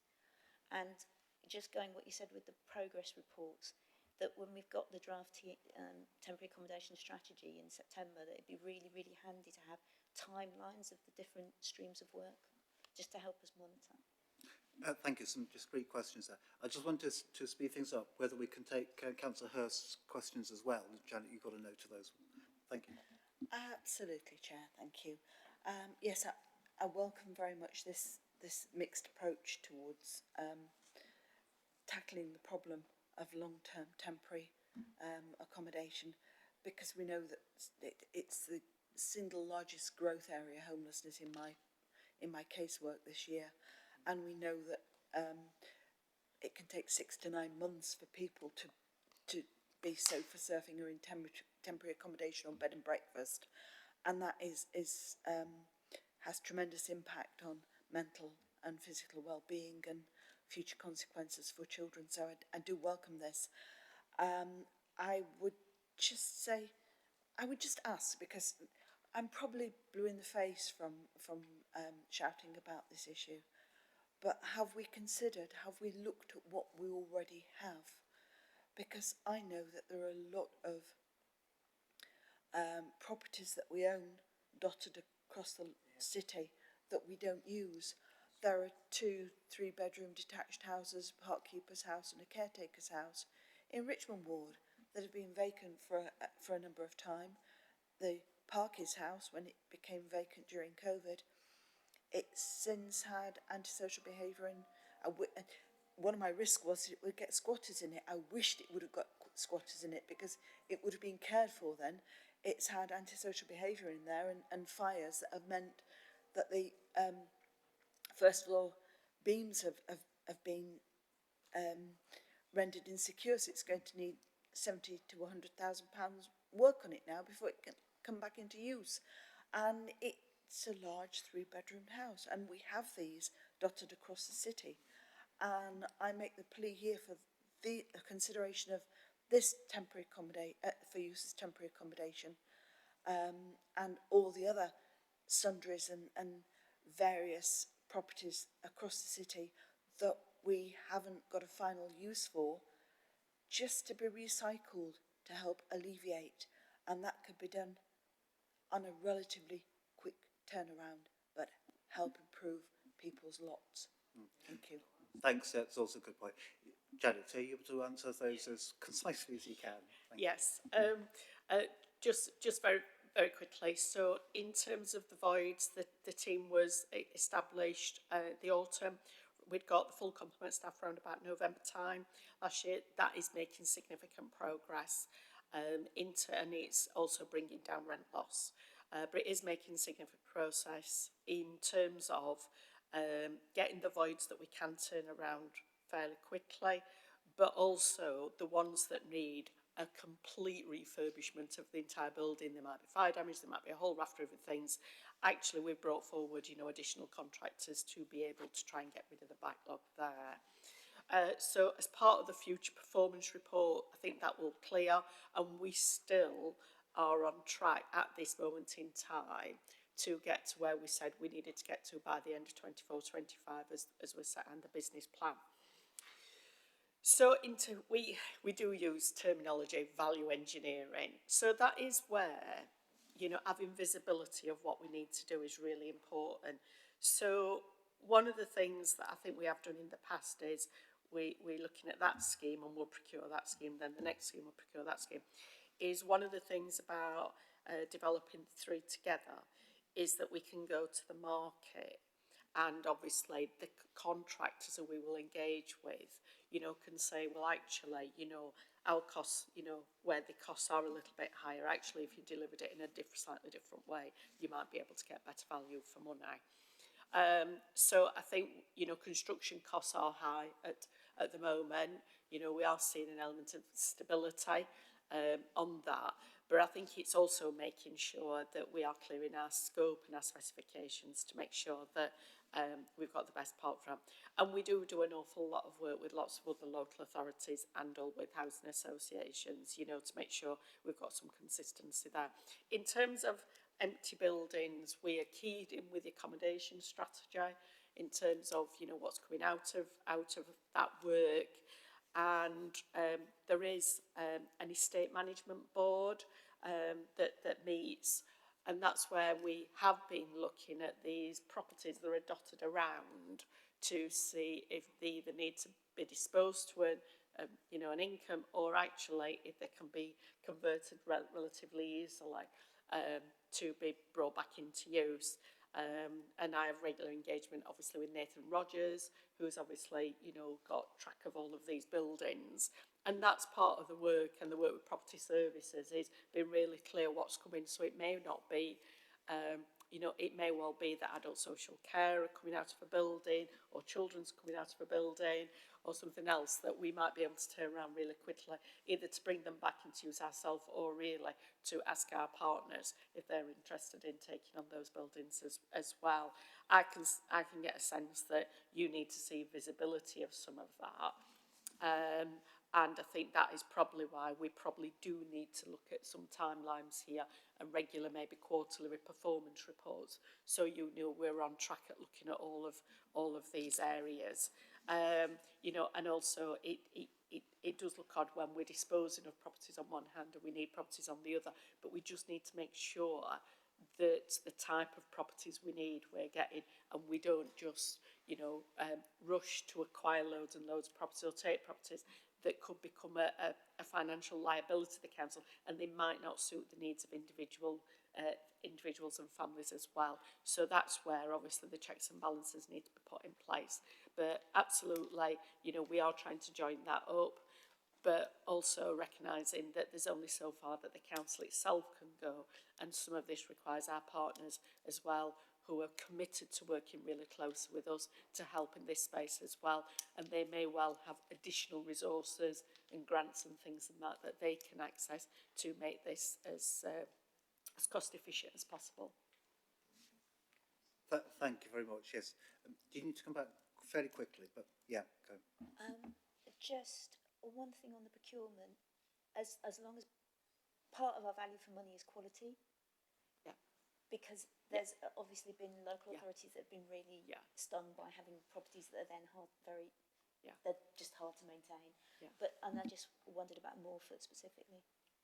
Right, so in terms of quality, you know, that is something obviously we're obviously keen of. There's also specific regulations that we need to be mindful of as well.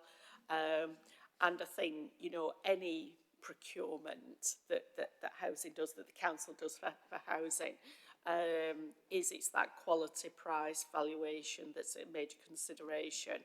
But also, if we can actually, the way we package things up that makes it easier for our contractors, we also get more efficiencies that way.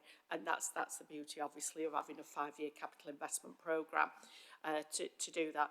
In terms of Morfoot, you know, it probably might lend itself for the Chief Property Officer to provide an update on Morfoot, you know, in terms of the latest thinking on Morfoot, but certainly that's part of the city centre, obviously regeneration.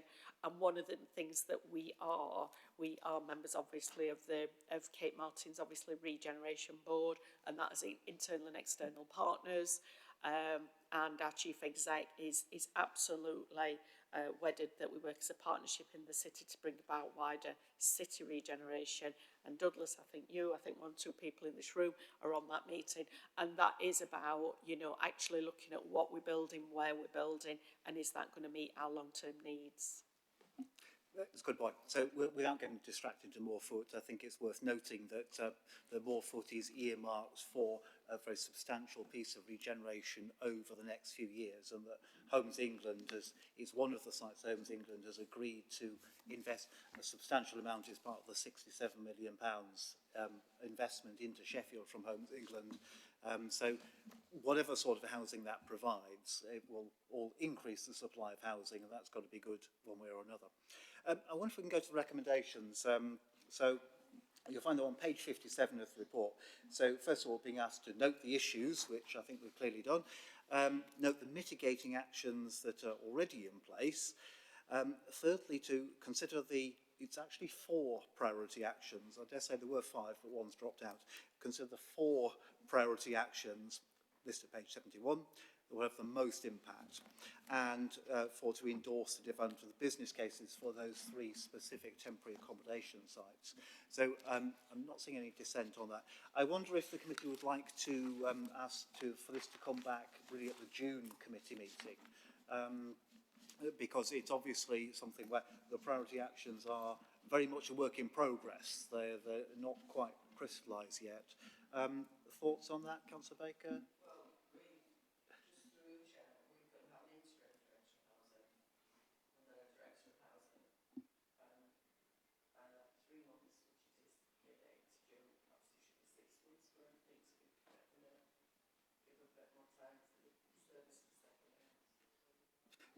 It makes sense. We perhaps don't need to specify the time, but maybe we should I'm just really asking, do people feel that we should be asking for this to come back to an agenda in the near future, noting that we won't have a committee meeting before June, or whoever's on the committee won't be meeting before June. So to put this on the work plan, okay, all right. Okay, it's an item for review. So possibly, yeah, so recommendation 5 would be to include this item on the work plan for future review. Okay, so I don't think there's any dissent, so let's take that as approved unanimously. Thank you very much. Now we've still got 7 items. I'm wondering, but they're less meaty, possibly, hopefully, than the others. I wonder if we can aim to rattle through those relatively quickly, So 7 items. If we can do those in 5 minutes each, we'll be ending on time, which would be good. Shall we go straight on to item 11, which is where we're being presented with a new private sector housing standards intervention and enforcement policy for review. So if we can get Catherine to log in, introduce yourself, do a very quick summary of the report, which you've laid out neatly in writing for us, and over to you. Thank you, Chair. So I'm Catherine Hughes, I'm Service Manager in Private Housing Standards, and I will be very brief, I promise. The report is about our intervention and enforcement policy. So that is a public document that sets out the standard of enforcement that our service provides. So it was last reviewed in 2018, obviously important that we regularly review that, and that's resulted in us identifying some service benefits by changing our approach. So I'll cover those and then I will stop and you can question me. So the 3 key areas of change, the first one is around enforcement. So our current policy is very much, when we're involved, we work with landlords on an informal basis where we identify hazards so that they can rectify that. If they don't comply with us, we then move to formal enforcement. What we are proposing is that we'll go straight to formal enforcement. Where we go to formal enforcement, we will put a charge on the landlord for taking that formal enforcement. So what we're proposing is straight to formal, but we will not recharge our cost to the landlord unless they don't comply. So we're not penalising those landlords that do comply with us. It shouldn't have any negative effect on them. Excuse me. As a service, they're not losing any money because we don't charge for informal action anyway. The next big change that it'll bring relates to HMO licensing. So earlier last year, we revised our HMO fee policy and we brought that to committee. And part of that policy sets out that what we're going to look to do is, in some circumstances, we would like to issue reduced term HMO licences. So currently, HMO licences are 5 years. As long as you're deemed fit and proper as a licence holder, you get a 5-year licence. What we are looking to do in certain cases, which are set out in the report, so I won't labour the point, is we would look to limit them and maybe give an annual licence. That just allows us to go back in more regularly to inspect those properties and ensure they are managed appropriately and that there's no disrepair and they're in good condition. And the final it's not really a change, but the benefit that this will bring is around security of tenure. When we go straight to formal action, when we find a hazard and go straight to formal action, our serving of a notice affords the tenant absolute protection for serving of a Section 21 notice, which is no fault eviction, and it gives them that protection for 6 months. We do always worry about the barrier of people coming forward when they've got disrepair in their homes for retaliatory eviction. We have a very strong tenancy relations team, and as we say quite often, we take more prosecutions under Protection of Eviction Act than anywhere outside of the London boroughs. But even so, it is a barrier. This will remove that and afford them that 6 months protection. I'll stop there because I am aware of time and take questions. Is that okay? Thank you. It's absolutely brief. We haven't got anyone indicating questions, and that may be that we can just approve the policy as it is. And we can say thanks to the people who've contributed to the discussions at the knowledge briefings where we did thrash out some of these, and the work's been done to develop this. Yeah. Councillor Molana. Sorry, I've got one very brief question, and it was just about the landlord licensing report that's come previously to committee. Has the findings of that in any way influenced what's come out here? Yes. I mean, obviously the outcome of the licensing scheme was excellent, and the amount of people that we protected. I think this has been a bit of a wider review in terms of looking at the picture nationally. There is a change of thinking around how we address the private sector, and what we wanted to do with this is strike that balance where we recognise majority of landlords, private landlords in this city, are good and offer good quality housing, but those minority that don't, we've got to be able to make sure that we deal with those appropriately and swiftly. I think that's the issue, that we just find sometimes that we take that informal approach, and that it might be that we want some work done, it might take 10 weeks, and they don't comply, and then we move to formal. And actually, those good landlords, having a hazard in your home isn't necessarily the issue. It's making sure that you rectify that. And those good landlords that do, always do, whereas we don't want to spend that time. So yes, we've definitely brought that learning in, and we are actually talking to other local authorities about learning generally from selective licensing schemes and how they can be improved moving forward. But the two things are together, but they are just a little bit separate because they're run a bit differently. Thank you very much. Okay, so we've got Paul, Councillor Turpin. Yeah, maybe we could have like 7 minutes on this and then 3 minutes on another item or something. So just two, hopefully simple questions then. When is it more expensive for a landlord of an HMO to have an annual assessment and licence than a 5-year one? And regarding like some of the big student accommodations, this policy also applies to them. I'm assuming it does, and if so, is there any outreach to students, which is a very different market to your more mature person in rented accommodation? Are they made aware that they can use this service to support them if a problem arises? Yeah, in terms of student, I think it's a little bit different because student housing will fall under the policy regardless, unless they're part of our SNUG registration scheme. So when a student provider signs up for SNUG, we inspect all of those properties and we check tenancy agreements to make sure they're managed appropriately and they are obviously comply with standards. SNUG standards are incredibly high, particularly in terms of management, and because people come forward and want to work with us on that, we wouldn't go straight to formal if we found an issue in that property, because they've come to us and said, tell us that we're good and we're okay. So that would be different. However, if they're not in SNUG and we get a complaint and we respond to that, we would deal with it under this policy. And in terms of reduced HMO licences, potentially yes, because we'd be reducing the term, which would be acknowledged in the cost, but not in all of the cost, because it's a two-part fee. So the first part fee is about putting the application as a process in that. Well, that happens and that work takes place regardless of if the licence is 1 year, 2 years, 3 years. And then we inspect, so that second part fee essentially would be the same. So that is a potential impact of this. However, we're only going to do reduced term licences where we are concerned. And it's right that if we're not concerned and you get a 5-year licence, you don't pay more than those landlords that give us that cause for concern. Does that make sense? Yeah, good. Yeah, thanks. It's a good question, all the same. Okay, all right. Are we okay with the recommendation? So page 88 is essentially to approve the policy with provision for making minor amendments and updates. Getting nods all round on that, so great, we've got a new private sector enforcement policy which will make people's lives better in the private rented sector. So thank you very much. Thank you for your work on that. Cheers, Catherine. Okay, so item 12 is the rough sleeping programme. So we've got Laura coming up. If you want to come up to the table too. Again, I'm hoping this will be a relatively short item. This is good news here. Would you like to introduce yourself? Is this the first time you've presented to the committee, Laura? Yeah, do you want to introduce yourself first of all? And then perhaps go on and introduce the item, unless you want to go and speak. Yes, hiya. So, I'm Laura Coster. I'm Service Manager for Commissioning and Partnerships in Citywide Housing. So nice to meet you all.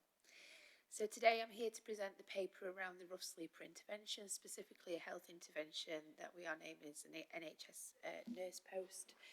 So we received rough sleeper grant allocation from the Department of Levelling Up in 2022 to deliver a 3-year rough sleeper programme up until 2025, which is fantastic. And what we're wanting to do is use some of that grant income specifically to fund a NHS nurse post via Primary Care Sheffield. The NHS nurse post will facilitate healthcare and treatment by working with the street outreach teams to people that are sleeping rough on the streets of Sheffield. So we understand that a lot of that cohort really struggle to engage in mainstream healthcare due to varying reasons, and given that we are seeing an increase in rough sleeping, we want to make sure that people are having accessible treatment and it's more inclusive. So what we're wanting to do is, the recommendation is to use 77,563 to be able to pay for that provision and procure that to be delivered from July 2024 for 12 months. Thank you Thank you very much for that. It's good news to be able to continue a post that works on prevention there. Any urgent questions on that? Councillor Norris. Obviously, I completely support it. I was just checking the costing, that was all, because I presume it'd be a band 7, and top of band 7 is about 45,000, and obviously you've got pension and all that to pay. So it just seemed quite a lot for one person, that was all. Yeah, so that will incorporate what they call on costs, such as room hire and also access to facilities and treatment, you know, bandages, that kind of stuff. It's all within that. There is also registration and relevant clinical supervision as well that's included within that.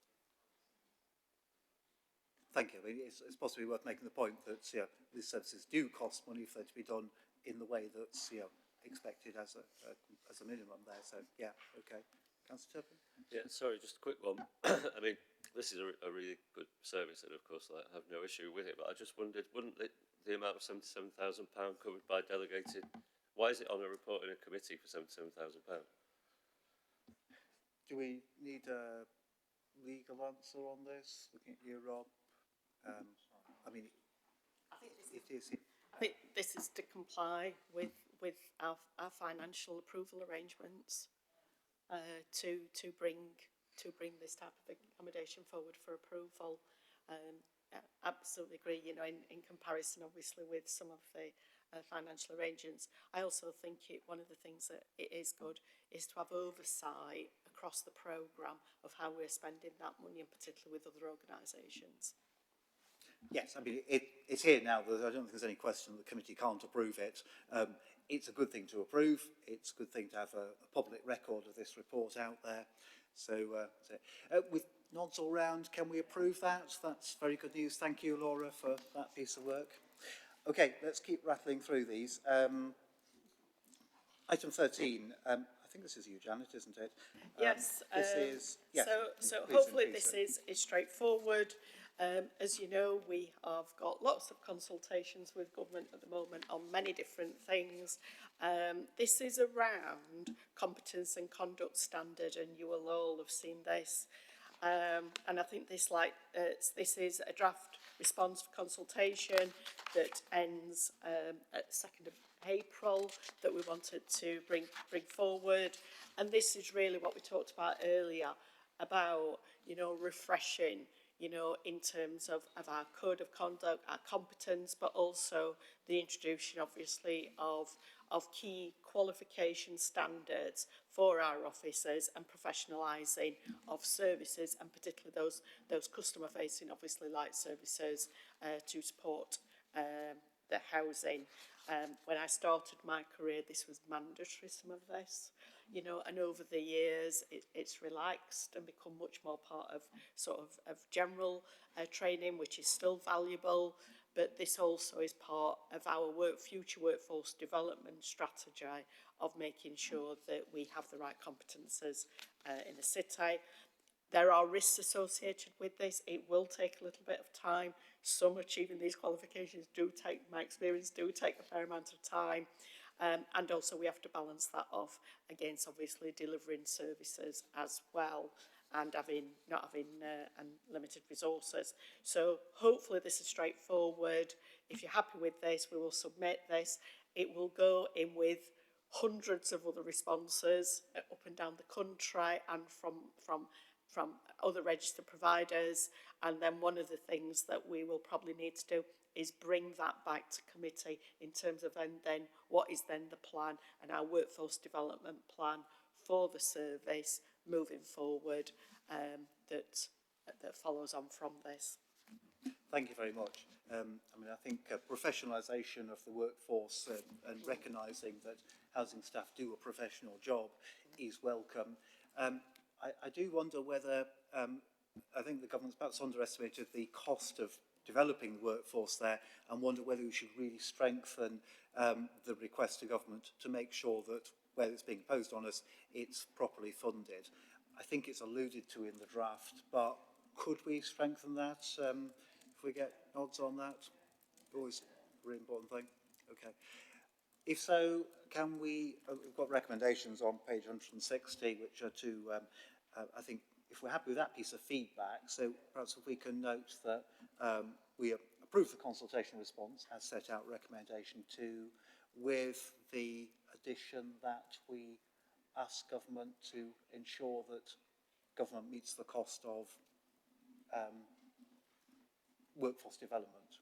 Would people be happy with that? Broadly, yes. Alison, yes, have you got is a question with that? Yes, of course. Which was, I might have understood it wrong, but something around us not requiring the most senior managers to have specific housing training in our response? No, that will be. Okay, yeah, I've just. Yeah. Yeah.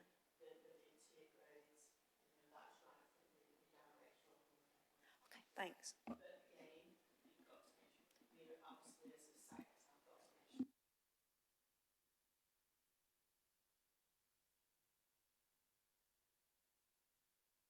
Oh, sorry, Jan, you've not got your mic on. I think you've answered the question to Councillor Norris, so thanks for the clarification. So I think we're okay with the recommendations. Yep, okay, that's great. Thank you very much. Appreciate it. Okay, next item is, welcome Jane. Jane, would you like to introduce yourself and then introduce the monitoring report? Again, fairly briefly. We've got the paper here, which is excellent. Thank you very much. Trusting you've got a name card there. You may or may not. Tell us your name anyway, Jane.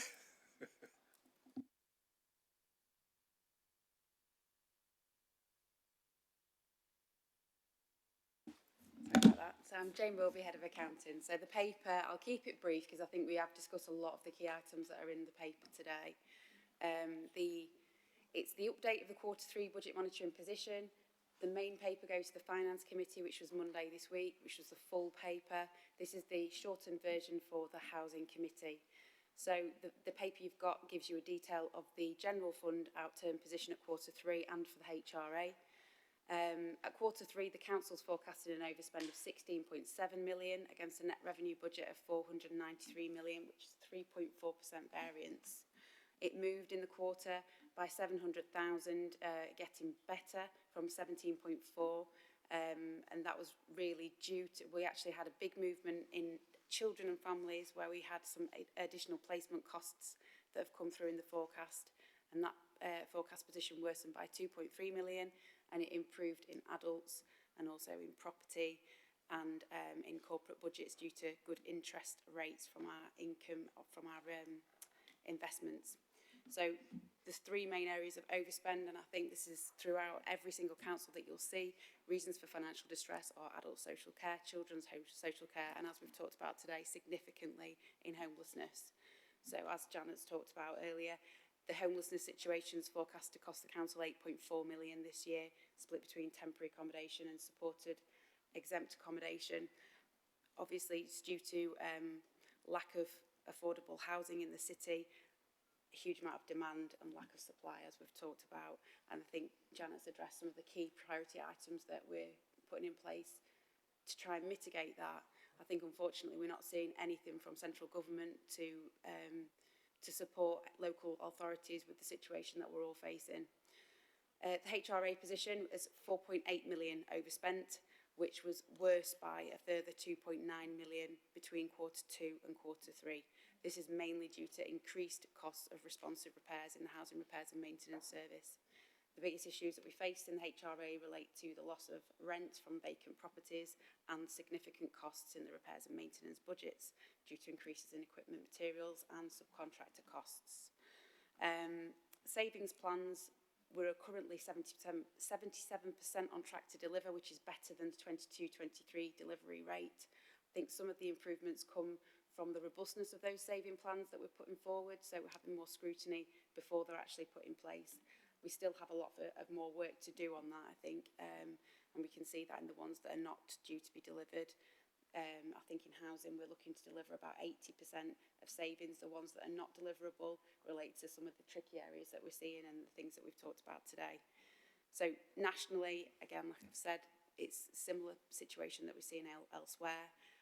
Just to also mention, We have managed to set a balanced budget for 24-25, and one of the things we've done in that budget is, as part of our collection fund, we've identified a further surplus that we're able to top up our budget contingency reserve. So from the 70 million pot that we talked about that we've been utilising for the past 2 financial years, we've been able to transfer another 12.5 into that, which should take the balance to that reserve to 25 million by the end of the year, which will provide us some coverage as we move into 24-25.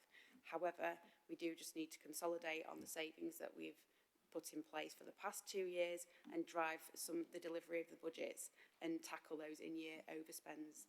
So I think that's all I'm going to say on the budget monitoring position, unless there's any other questions. Thank you.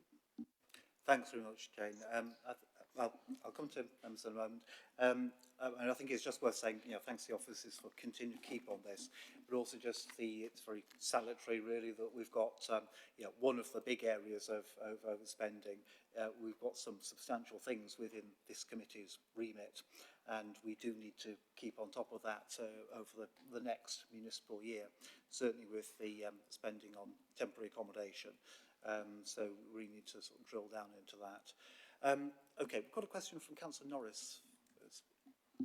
I'm not sure, Jane, if it's best to ask it now or the next one with the capital, because it partly relates to the capital. Right. Is it hard? Sorry.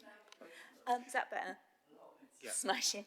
In terms of your question, you might as well ask it now, and I'll then ask we can it. decide if we answer in the next. Just a big pressure, apart from the temporary accommodation, which we've talked about, is placing children that need accommodation. And I wondered if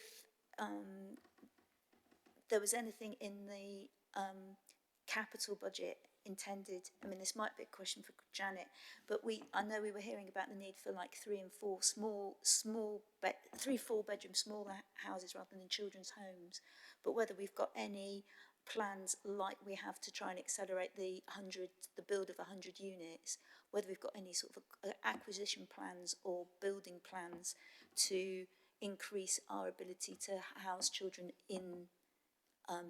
in-house rather than have to pay these huge costs for housing them elsewhere. To be fair, I mean, I think really that's more of a question for Education, Children and Families Committee that's been grappling with that area where they've been largely overspending. So I just wonder if we could... That falls within the Children's Act. And obviously I am aware that there is a piece of work with Children's Committee to look at what is the shortfall. And also one of the things, there are specific regulations associated with young person's accommodation. I attend some of those meetings, but also I think then that has to feed into the council's overall capital strategy. One of the things that we do with some of our acquisitions is where particularly care leavers, so sort of like 18 plus, people, and, we've got a small number of sort of training accommodation for young people with care.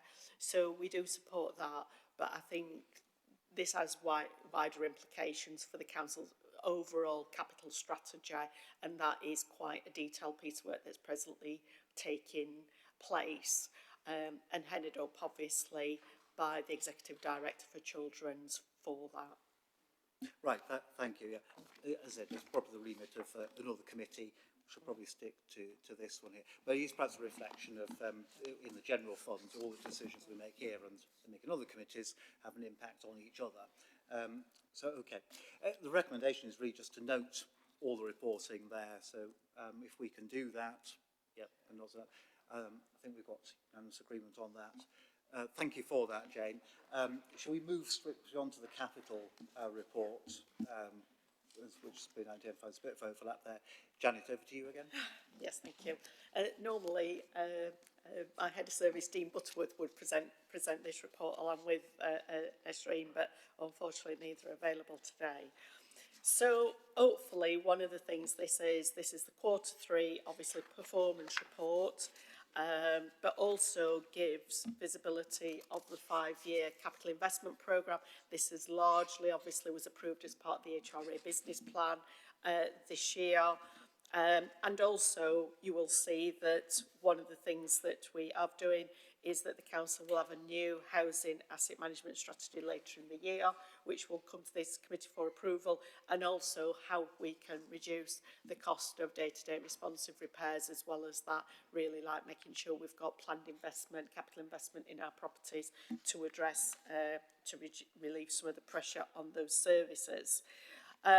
So really didn't want to go into much detail. One of the things I did want to bring attention is that a piece of work has taken place to review the stock increase programme, and that is to take into account there was quite a detailed analysis in and section in the overall HRA business plan report that you approved, which reflected the work that's taking place not only by the council but also with registered providers in terms of how we can increase affordable homes in the city. And also as part of that, one of the things is the redefining of the stock increase programme that the HRA will finance and support over the next few years. And also that enables us to now crack on with those sites, those new build sites. And that will be particularly pertinent to local councillors in those areas that have been asking us to crack on and build those homes out as quickly as possible. And so that will now be doing, and I think one of the things we now are in a position, subject approval at this committee, is then like make sure we're really engaging with residents in those areas and local councillors so that we can be clearer on procurement arrangements and timescales for delivering that. And that'll obviously, I think, make it moving forward much more robustness in terms of the performance report in the place around the actual revised stock increase programme delivery. And also give some information, you know, around spending slippage, so it may be one that the committee wants to consider at their leisure, and if there are any particular issues, officers are happy to follow those up. Again, thank you. And it's largely a factual report on the position of the capital finance. You'll be pleased to know, Paul, there's the section on the Cleaners Valley Master Plan that we've all been discussing about, paragraph 6.4 on page 205. That's good. And looking forward to a specific report on that in due course. Members happy to, I think, note. Oh, Alison, yeah. Councillor Norris. Really quick. Just, I really welcome what you said about things cracking on now and we're getting more regular progress reports, because it was a concern, both the slippage in the housing, carbon and energy section, the insulation section, and the stock increase programme. So I'd really welcome that going forward, that we've got, you know, again, timelines like we talked about for temporary accommodation work for on the stock increase and insulation work as well. I think in the report, in terms of the external wall insulation, we have encountered, you know, some of our buildings, when you start opening them up, you often identify some specific issues, and that has delayed some of those works. But we are doing really well at getting grant from government towards the cost of some of those schemes, so that is a priority for us. And at the last committee, one of the things we did present is the roadmap to net zero for council housing that you may want to have a look at, Councillor Norris. And if you've got any particular questions about that, Dean or my lead officer Nathan Robinson would be happy to meet with you to discuss that. And yes, I think it is about us obviously delivering, but also making sure we get the quality absolutely right, so that then doesn't create a further risk issue for our repairs and maintenance service. Thank you very much. Okay. So we're happy to note the recommendations on page 198. Great, thank you. Let's take that as read. Move on to the next item there, which is the Awaab's law. So the council has sent in a response to the government consultation on Awaab's law. We can almost take that as read. It's just for information, really, of what has been said, and we will update committee if there is any further responses from all council and registered provider responses on this. I am sure there will be many that will come back to this committee, so you've got visibility of that. Thank you. I think it's important. It is the committee's role to approve consultations, but also to place these in the public arena. So it's absolutely clear what we're saying on that. Good. Thank you. That's approved there. And so we're actually on the final item on the agenda. So the cleared sites maintenance contract. Again, Janet, I'm assuming you're talking about this. I think this is straightforward. I think the report is self-explanatory that we've continued to keep extending an arrangement for our cleared sites. This is where we may well have demolished in the past and ended up with vacant sites, and to try and avoid any sort of antisocial behaviour and keeping them maintained. This should be straightforward in terms of, you know, that we obviously we have a contract in place to be able to maintain those sites. Right. Yes, Councillor Smith. Can you tell me, have we done any research on garage sites? Because I know in my ward there's quite a few derelict garage sites. Yes, yeah. And have you? So I'll look for it. My colleague says you have done that research, so don't bother. I'll research it myself. Okay. Thank you. Councillor Norris?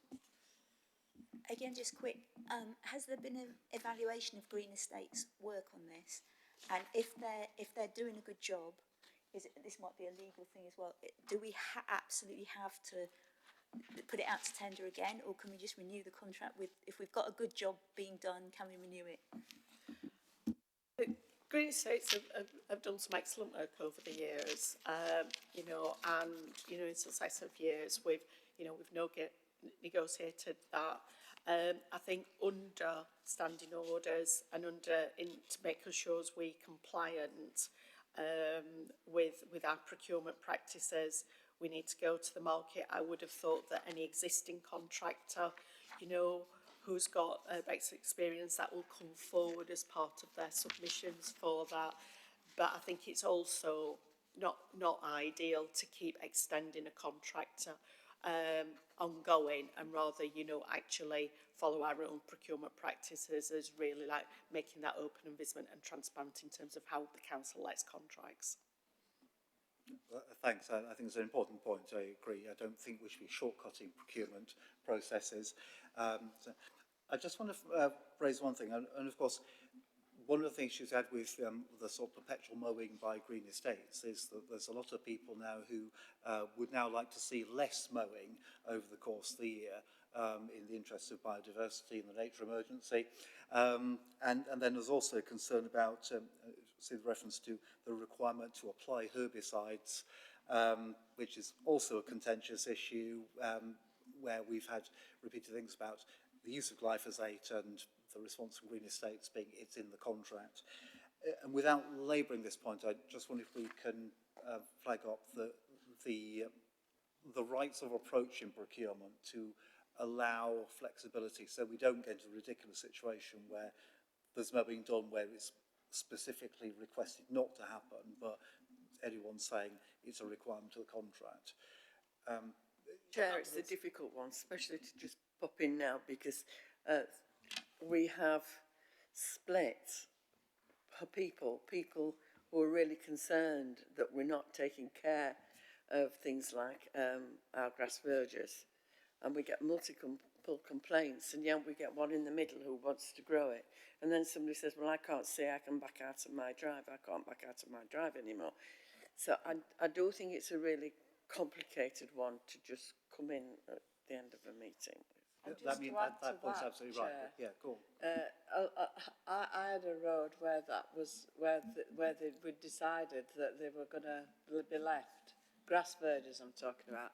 So residents cut it themselves. I'm not talking about green space, but grass verges, it's very controversial. Yeah. That's absolutely right. It's probably not a can of worms to open up at 12:29. Yeah. I think the point here is that this doesn't apply to verges, does it? This is about, essentially, this is the areas where we used to have housing, or there's areas of housing-controlled land, or demolished housing, where it's, you know, sometimes you get the wildflower meadows and sometimes there's mowing contracts there. I don't think we need to change the recommendation, because the recommendation is that we approve the commission of services. But I think if we can have a look at that to make sure that in the Commission of Services that there's a look at how that can best be managed, just because things have moved on since 6 years ago. So I'll just raise that as a question, really. Are we happy to approve the recommendation there? Anything else to add? Okay, so should we take that as approved unanimously as written there? And that brings us in just to 12:30. So that's actually pretty amazing. Now, however, I'm going to suggest that we do extend time a little bit, because I would really want to propose a vote of thanks to Janet Sharp for an amazing track record here. So can I just actually ask formally to extend time for a few minutes so that we can do that? Indeed. We've got an extension time should we need it, which we won't. But let's do this. I just want to have the opportunity to put this on record so that the webcast is still on and people can see. I'm going to ask Councillor Baker just to say a few words because of the length of time that you've both been involved with the housing service. But just from my point of view, from having chaired this committee for only the last 2 years, what a pleasure it's been to have worked with someone who's so hardworking, so thoughtful, and so flexible and so diligent in getting through some really difficult stuff. And I have to say, I was just thinking about some things you told me yesterday about when you were a teenager and were thinking of joining the police, but actually how much enforcement that comes in within the context of housing. And for someone, as you said, growing up on the manor, I think what's really good, and we shouldn't lose sight of this, is the fact that Janet is, someone who's been so involved with council housing and how important it is, and not losing sight of the fact of growing up on the manor and never losing that touch, and I think that is really important, really to be valued, and it's why you've brought so much to 4 decades of housing service there. And yes, just the enforcement. I think that it's actually amazing when you think about how much of housing work is actually grasping nettles as well as grasping opportunities, and how you steer through a remarkable course of amazing achievements to keep a really important public service on the road for many, many years. Penny, would you like to say something nice? Okay, I think that was a lot of lovely things to say, and I thought you said you didn't know what to say. I think you just said it very well. I've stood up for a lot of reasons. One, my back's killing me, but there you go. Janet, love, you and I have worked together through all sorts of different things, all sorts of complicated things, some funny things, some issues where we've had to work with other partners to work our way through a situation. You've always been there. You've always been businesslike, but we always knew you cared. And I think that's one of the things that's made such a difference in your service to the people of Sheffield. It's the fact you flipping care, girl. I mean, I'm Sheffield born and bred, and so are you, and as are others in this room, but there's something about the way we care for our city and the city cares for us that you really show, because you care for your city and the work you put in to make sure it cares for other people. It's been brilliant. It really been absolutely fabulous. Gail, you're brilliant. We want to say thank you. We want to say thank you for all the advice and all the support. We want to say sorry for all the pain we've caused you. We want to say you don't have to answer emails on a Sunday after this month, because you do. This is just a little something. Come up here, kid. This is just a very little something from us for you. Just a vision. So we can say to our very special lady, thank you. Where are you, Dougie? I'm behind you. It's all right. Thank you. That's nice. Thank Thank you ever so much.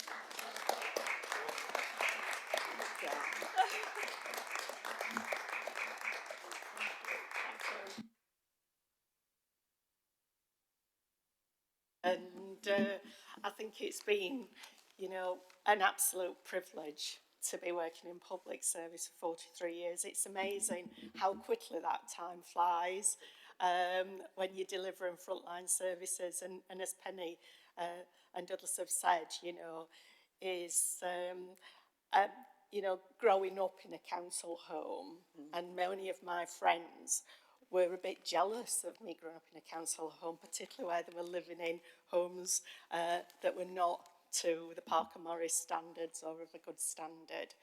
And I think one of the things that has done is, you know, I can see some of the difficulties faced by some incredibly vulnerable people in our communities, and people who are really just struggling. And so I think I felt my life's mission is to try and improve standards, try and, you know, I've worked in many different services across the council, Bram being absolutely, you know, housing obviously has been an area where is an absolute passion to come into housing and do the very, very best.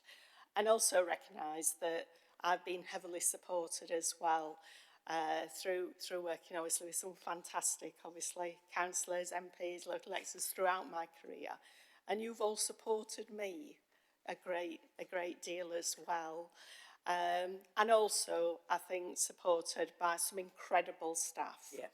Incredible staff who go the extra mile every day to try and do their best. We don't always get things right, but the passion and the commitment of my staff, I feel, is like second to none. You know, we can always do better, we can always do things like differently, but that passion is always there.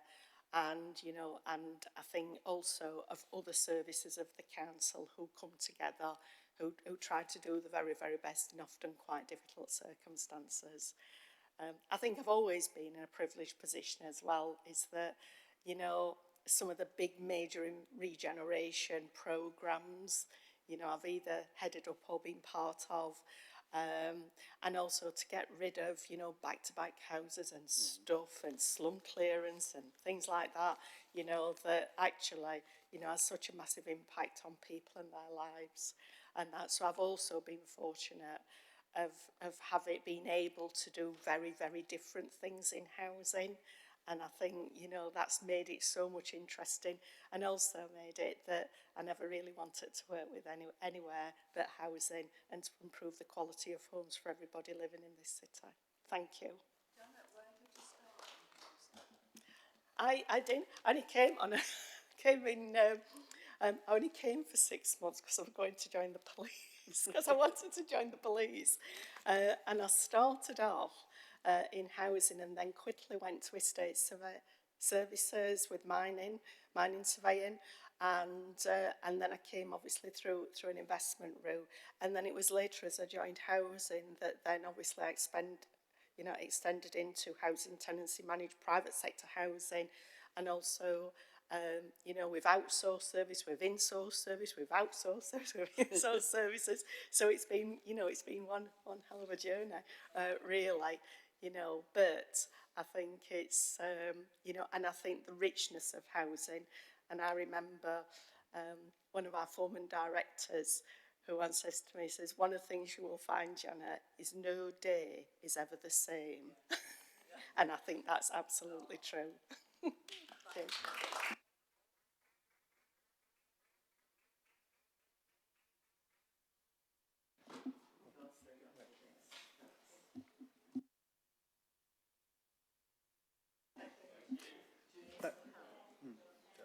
Janet, thank you ever so much. It's you know, great to hear your reply to that too. And thank you, Penny, for just expressing something really nicely. So can we get a form of words into the minutes? Just a vote of thanks for an amazing record of 43 years of service to council housing, recognising your contribution to housing, council housing through and through. And perhaps some very best wishes from the committee for a long retirement and an active retirement. A long and active retirement. How about that? Yeah. So I think we can treat that, if you can do a formal words, and we'll say it was resolved by at least a majority. Yes, thank you very much.